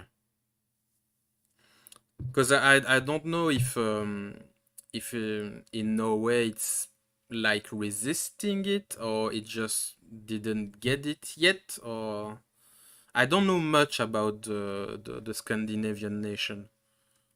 We haven't gotten it yet, mostly, because we are fat and happy, and we don't really care. And how many lost black metal band did you eat in the forest? Pretty much. Like it's something we are starting to see it, and it will affect us eventually, and it will come up here too, undoubtedly. But to a much lesser degree, simply because we are very personal individuals. Things like collective guilt is not something that flies very well here. Yeah, you talk about that. A Norwegian character trait is to not bother other people or something like that. Yes. Like it's being you like how do I put it? There was a funny article in a Norwegian newspaper a while ago where they were wondering, like, well, what is it to be Norwegian? Like, and he was like, I'm a gay individual, and I just want to be gay. I don't want to be homosexual or anything like metrosexual. I just want to be left alone to be gay. But I don't know what being Norwegian is. And actually, that is decidedly Norwegian, being like, okay, I'm going to be this. I don't want you to tell me what I am. I don't want to tell anybody else what they are. I just want to be this, and I want you to shut up and go over there. That is decidedly Norwegian. It's like live and let live. Yes. Yes. Very, very noble way of living. I wish more people were like that. Well, I wish I could ascribe it purely to nobility, but it probably has more to do with good old-fashioned isolationism. Yes, and I think you are, because I'm not really knowledgeable about Norway, but I think it's much isolated, like little village, house in the forest, etc. There is not many big cities in Norway, if I'm correct.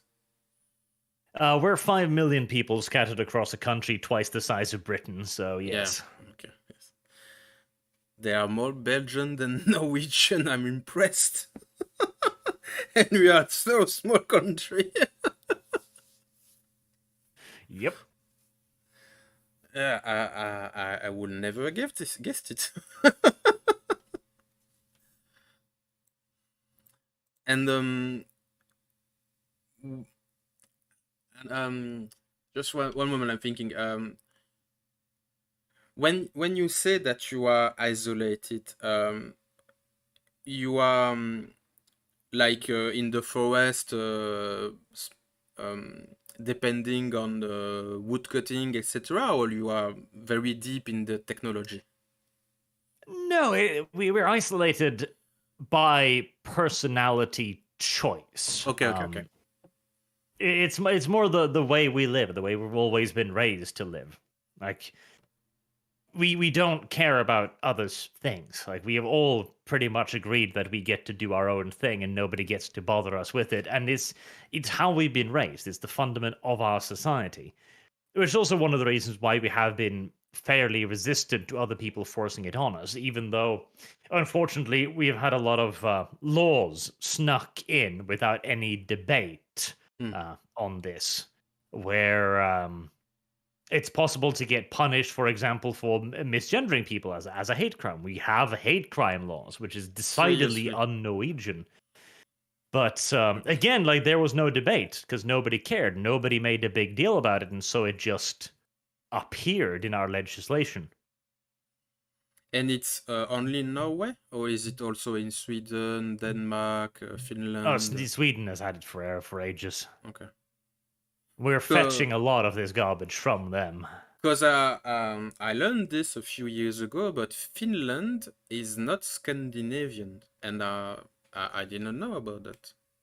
It's like separate culture or ethnicity. I'm not sure. The Finns wish to be Scandinavian. They are not. They are Oh. Slavs and shall be ignored.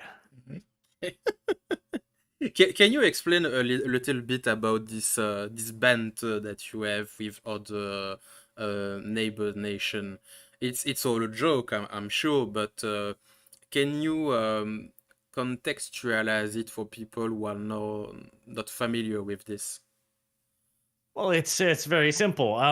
When people think about nations that have been to war a lot, they might think about England and France. Yes. Uh, our three nations, Norway, Denmark, and Sweden, have been to war with each other more times than any other set of nations on Earth. We Okay. have literally not stopped fighting.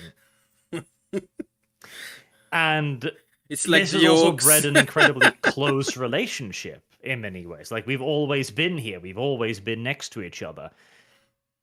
And it has developed into the modern day where we get to laugh about this finally. Okay. Even Yeah. though just 100 years ago we were ready to kill any Swede that stepped over the border because we were declaring our independence. I think you spoke about it in a little anecdote about football, soccer, the real football. When one nation lost in the tournament, like Norway lost, for example, the next match of Sweden, Norway will support Sweden. Yes. Though It's we prefer Denmark, fuck Sweden. to be honest, I prefer Norway because of the black metal band.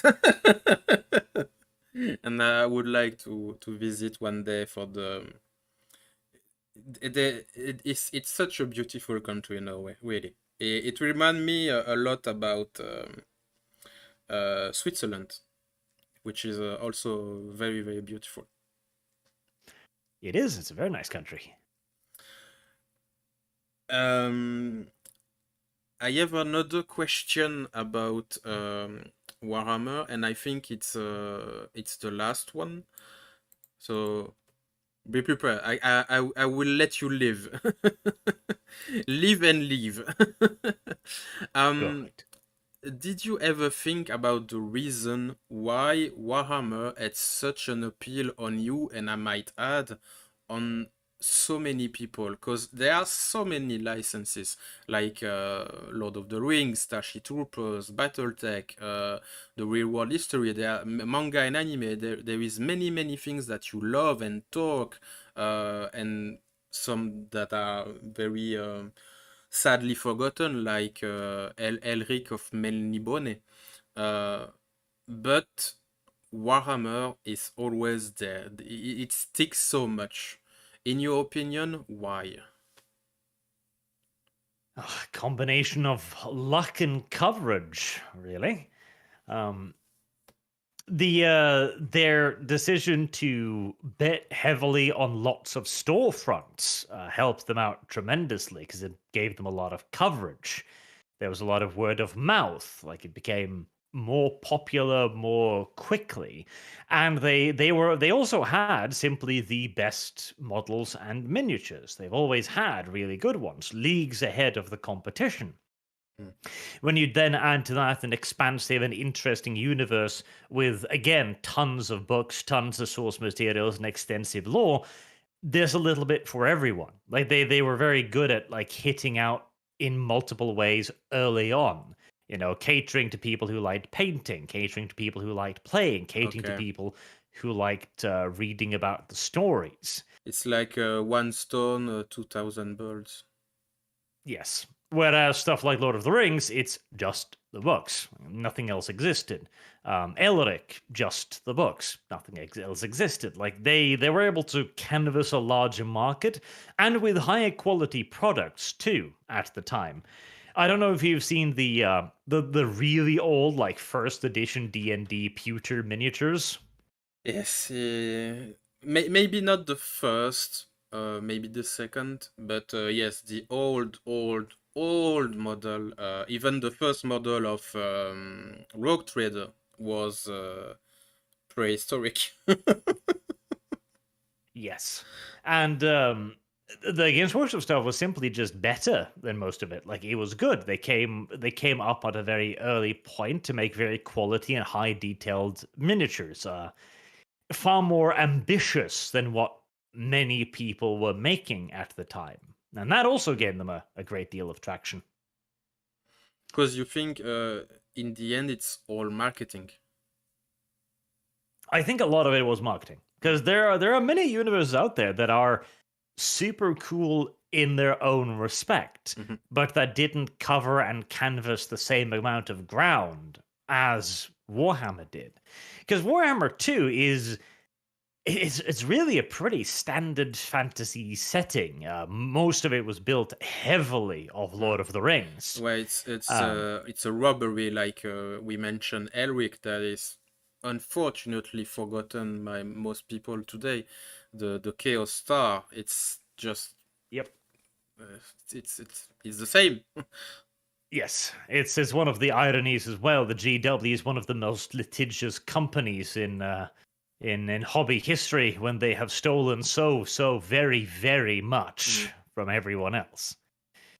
But 40K was again the evolution of that, where they actually had a bit of a different universe with cool things. The Space Marines evolved very well in the second edition, and they got a good buzz going.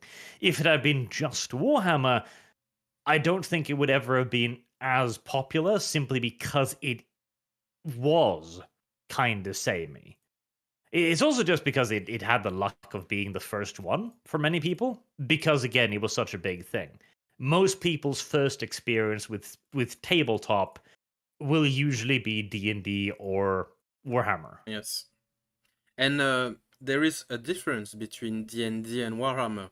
D&D is a RPG game, you know, paper, table, people in real life, and Warhammer is you can enjoy the hobby on your own, just painting, reading, etc.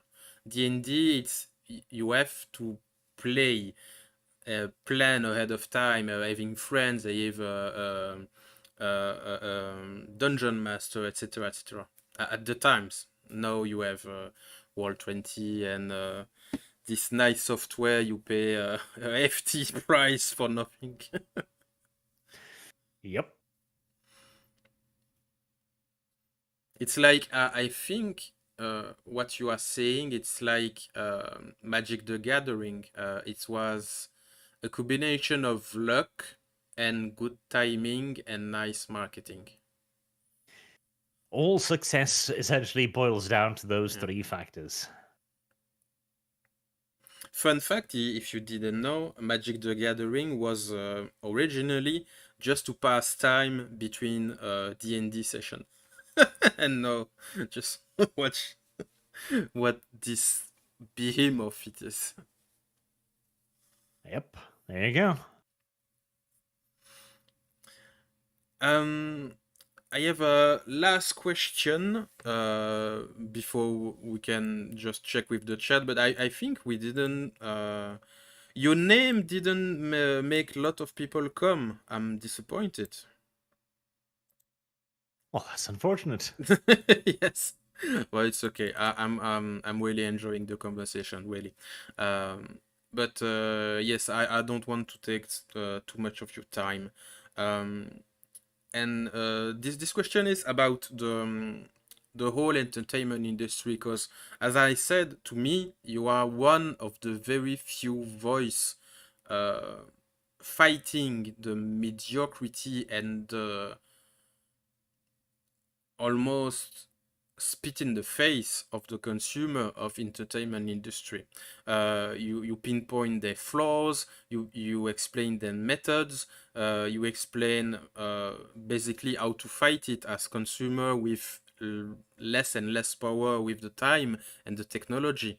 Uh, do you think now is the time to work on fresh new setting and new things, like me writing a book, like your friend Kyle doing a game and a whole universe?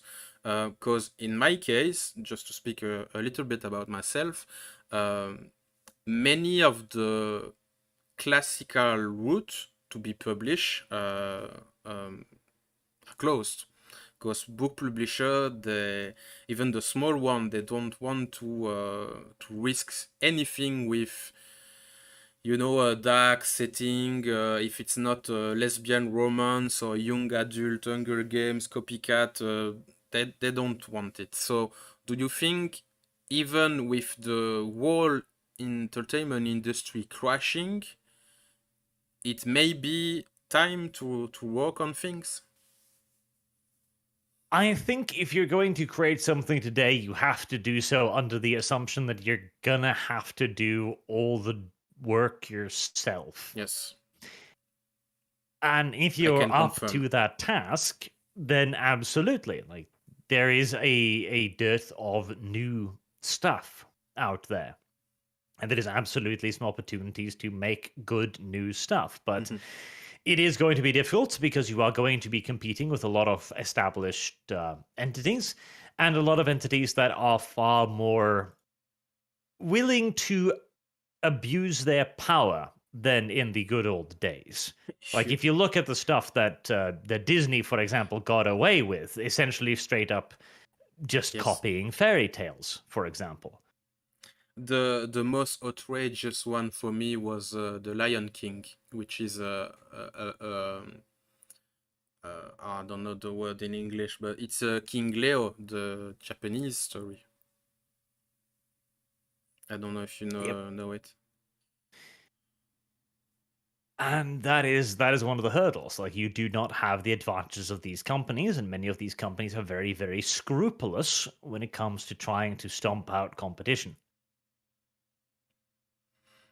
And I might add that you say companies, but it's not always the big one. Even the small one tend to try to crush the one who try to grow. Yes, again, because it has become socially acceptable now. Mm, Like it's yes. just what you do. Um, I don't know if you are familiar with the Comic Gate group, like with Heels versus Babyface, Nerdrotic, and all of those guys. Um, Tangentially. Okay, cause they cover many instances of people starting like Kickstarter or something like that. Uh, and they work. The guy is crushing it. He's doing better than the big boys, etc. And sometimes, just like that, the page is erased. The founding Yes. is cancelled, and it's like we can't even start playing the game. It's what can we do? It's uh, I have no words when for me it's like an execution, like, you know, the all people on the world, arm, fire, dead. For me it's the same when you do something like that. Yeah, no, it's very difficult. You have to become successful before you have a chance to even try. Like it's a very, very harsh market right now. Um, what do you think about your friend's Kib's enterprise about that? Do you think he is going to succeed? Because he Only seems to time will have tell. lots of hope, but he also have a lot of support, and all my congratulations to him, really. And it's a bright light in a dark present. But I was wondering if someone succeed like too much, like I said with the comics people, you can be executed like a good old assassination, and it's you don't, if you think about it, it's like a fear tactic. Yeah, like don't try it, don't try it. No, certainly. But again, you can't succeed if you don't do it. Yes. Problem. So in the end, you encourage all people to try if they think they can do it. I encourage people to take a long, hard look at their situation and at their drive for doing something, Mhm. because they do need to be aware of the fact that it'll be a very long, very trying, and very expensive enterprise. And they need to ask themselves if they have the interest to do that. If they do, then by all means, go for Mm. it. It's like an old saying. I say it in French, but it is not the it's not an easy thing to translate. Um, be sure and know what you want, because if you don't want it enough and you try it either way, you're just gonna waste your time. Yes.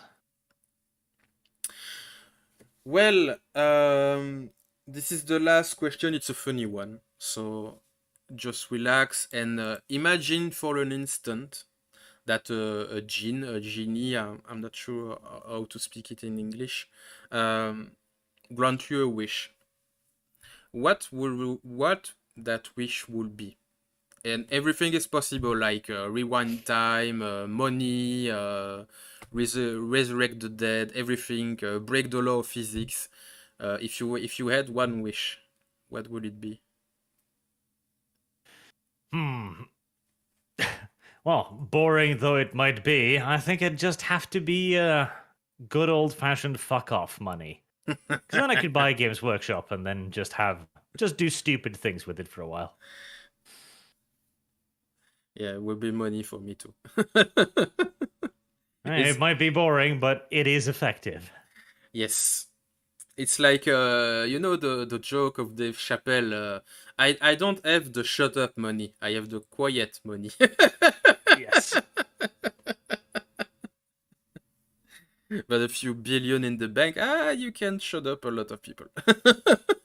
absolutely. Most people actually. But will you really, really buy Game Workshop if you just like that become a billionaire? Yes, I do get Games Workshop, and then I'd do something horrible to them. Probably drive them into the ground. Go like, whoops, look at that. How unfortunate, GW. I guess all of your properties are open source now. Terrible. That is mean, mean. You are mean person, mean person. Charitable is the word I choose.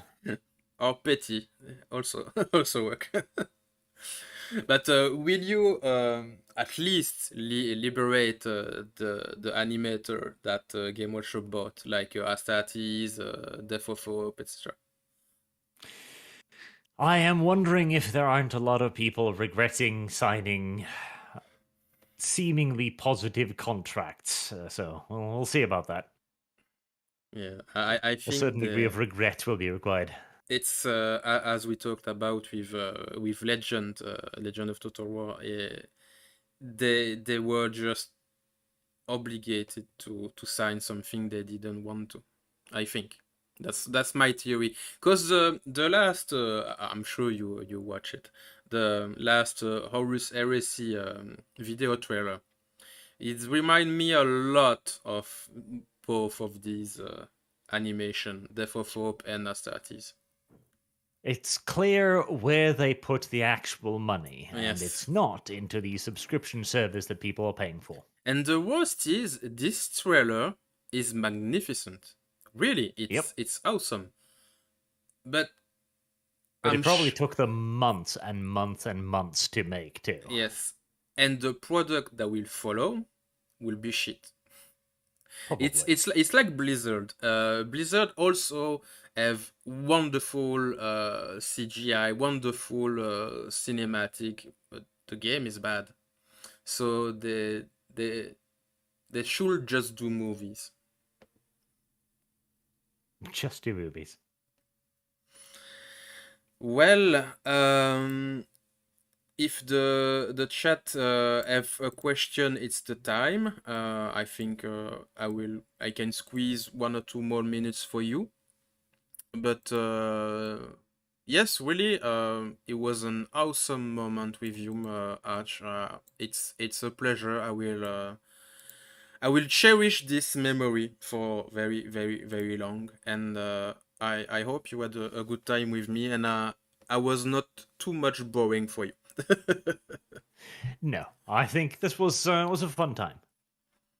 And I'm not sure that many of the question or the topic we discussed were something that you could have speak about with a normal journalist or another podcast with other YouTubers or something like that.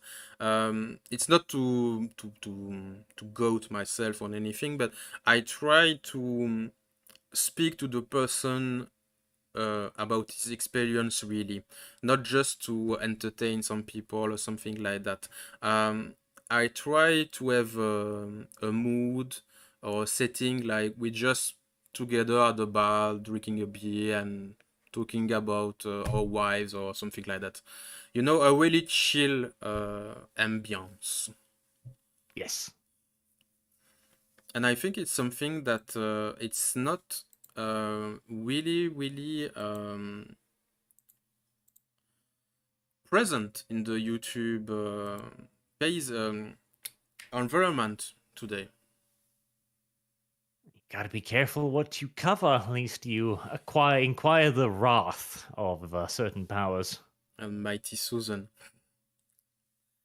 I watch a lot of It's a Gundam. I'm sure you know about it, about him, and he always have a joke about Susan. But the horrible part is that it's true. It is true.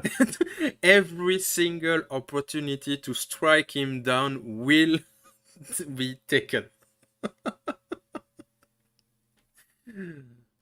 Well, I guess there is no question in the chat, so I think I can leave you to your beautiful Norwegian forest.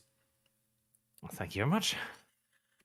Well, again and again, thank you, Arch, for coming to my channel. Thank you to the chat, even if there are not much people, but this is not important. Seriously, I have a great moment, and I'm sure that this video in the oh fuck words English. Where is Kyle when I did it to remind English to me? The review, the video will be available later. So I'm guessing that many people will watch it afterwards. So I'll leave you to it, and thank you very much, everyone, for this wonderful moment, and have a good night. Bye bye. Thank you, Arch. Bye. Okay, I stopped it.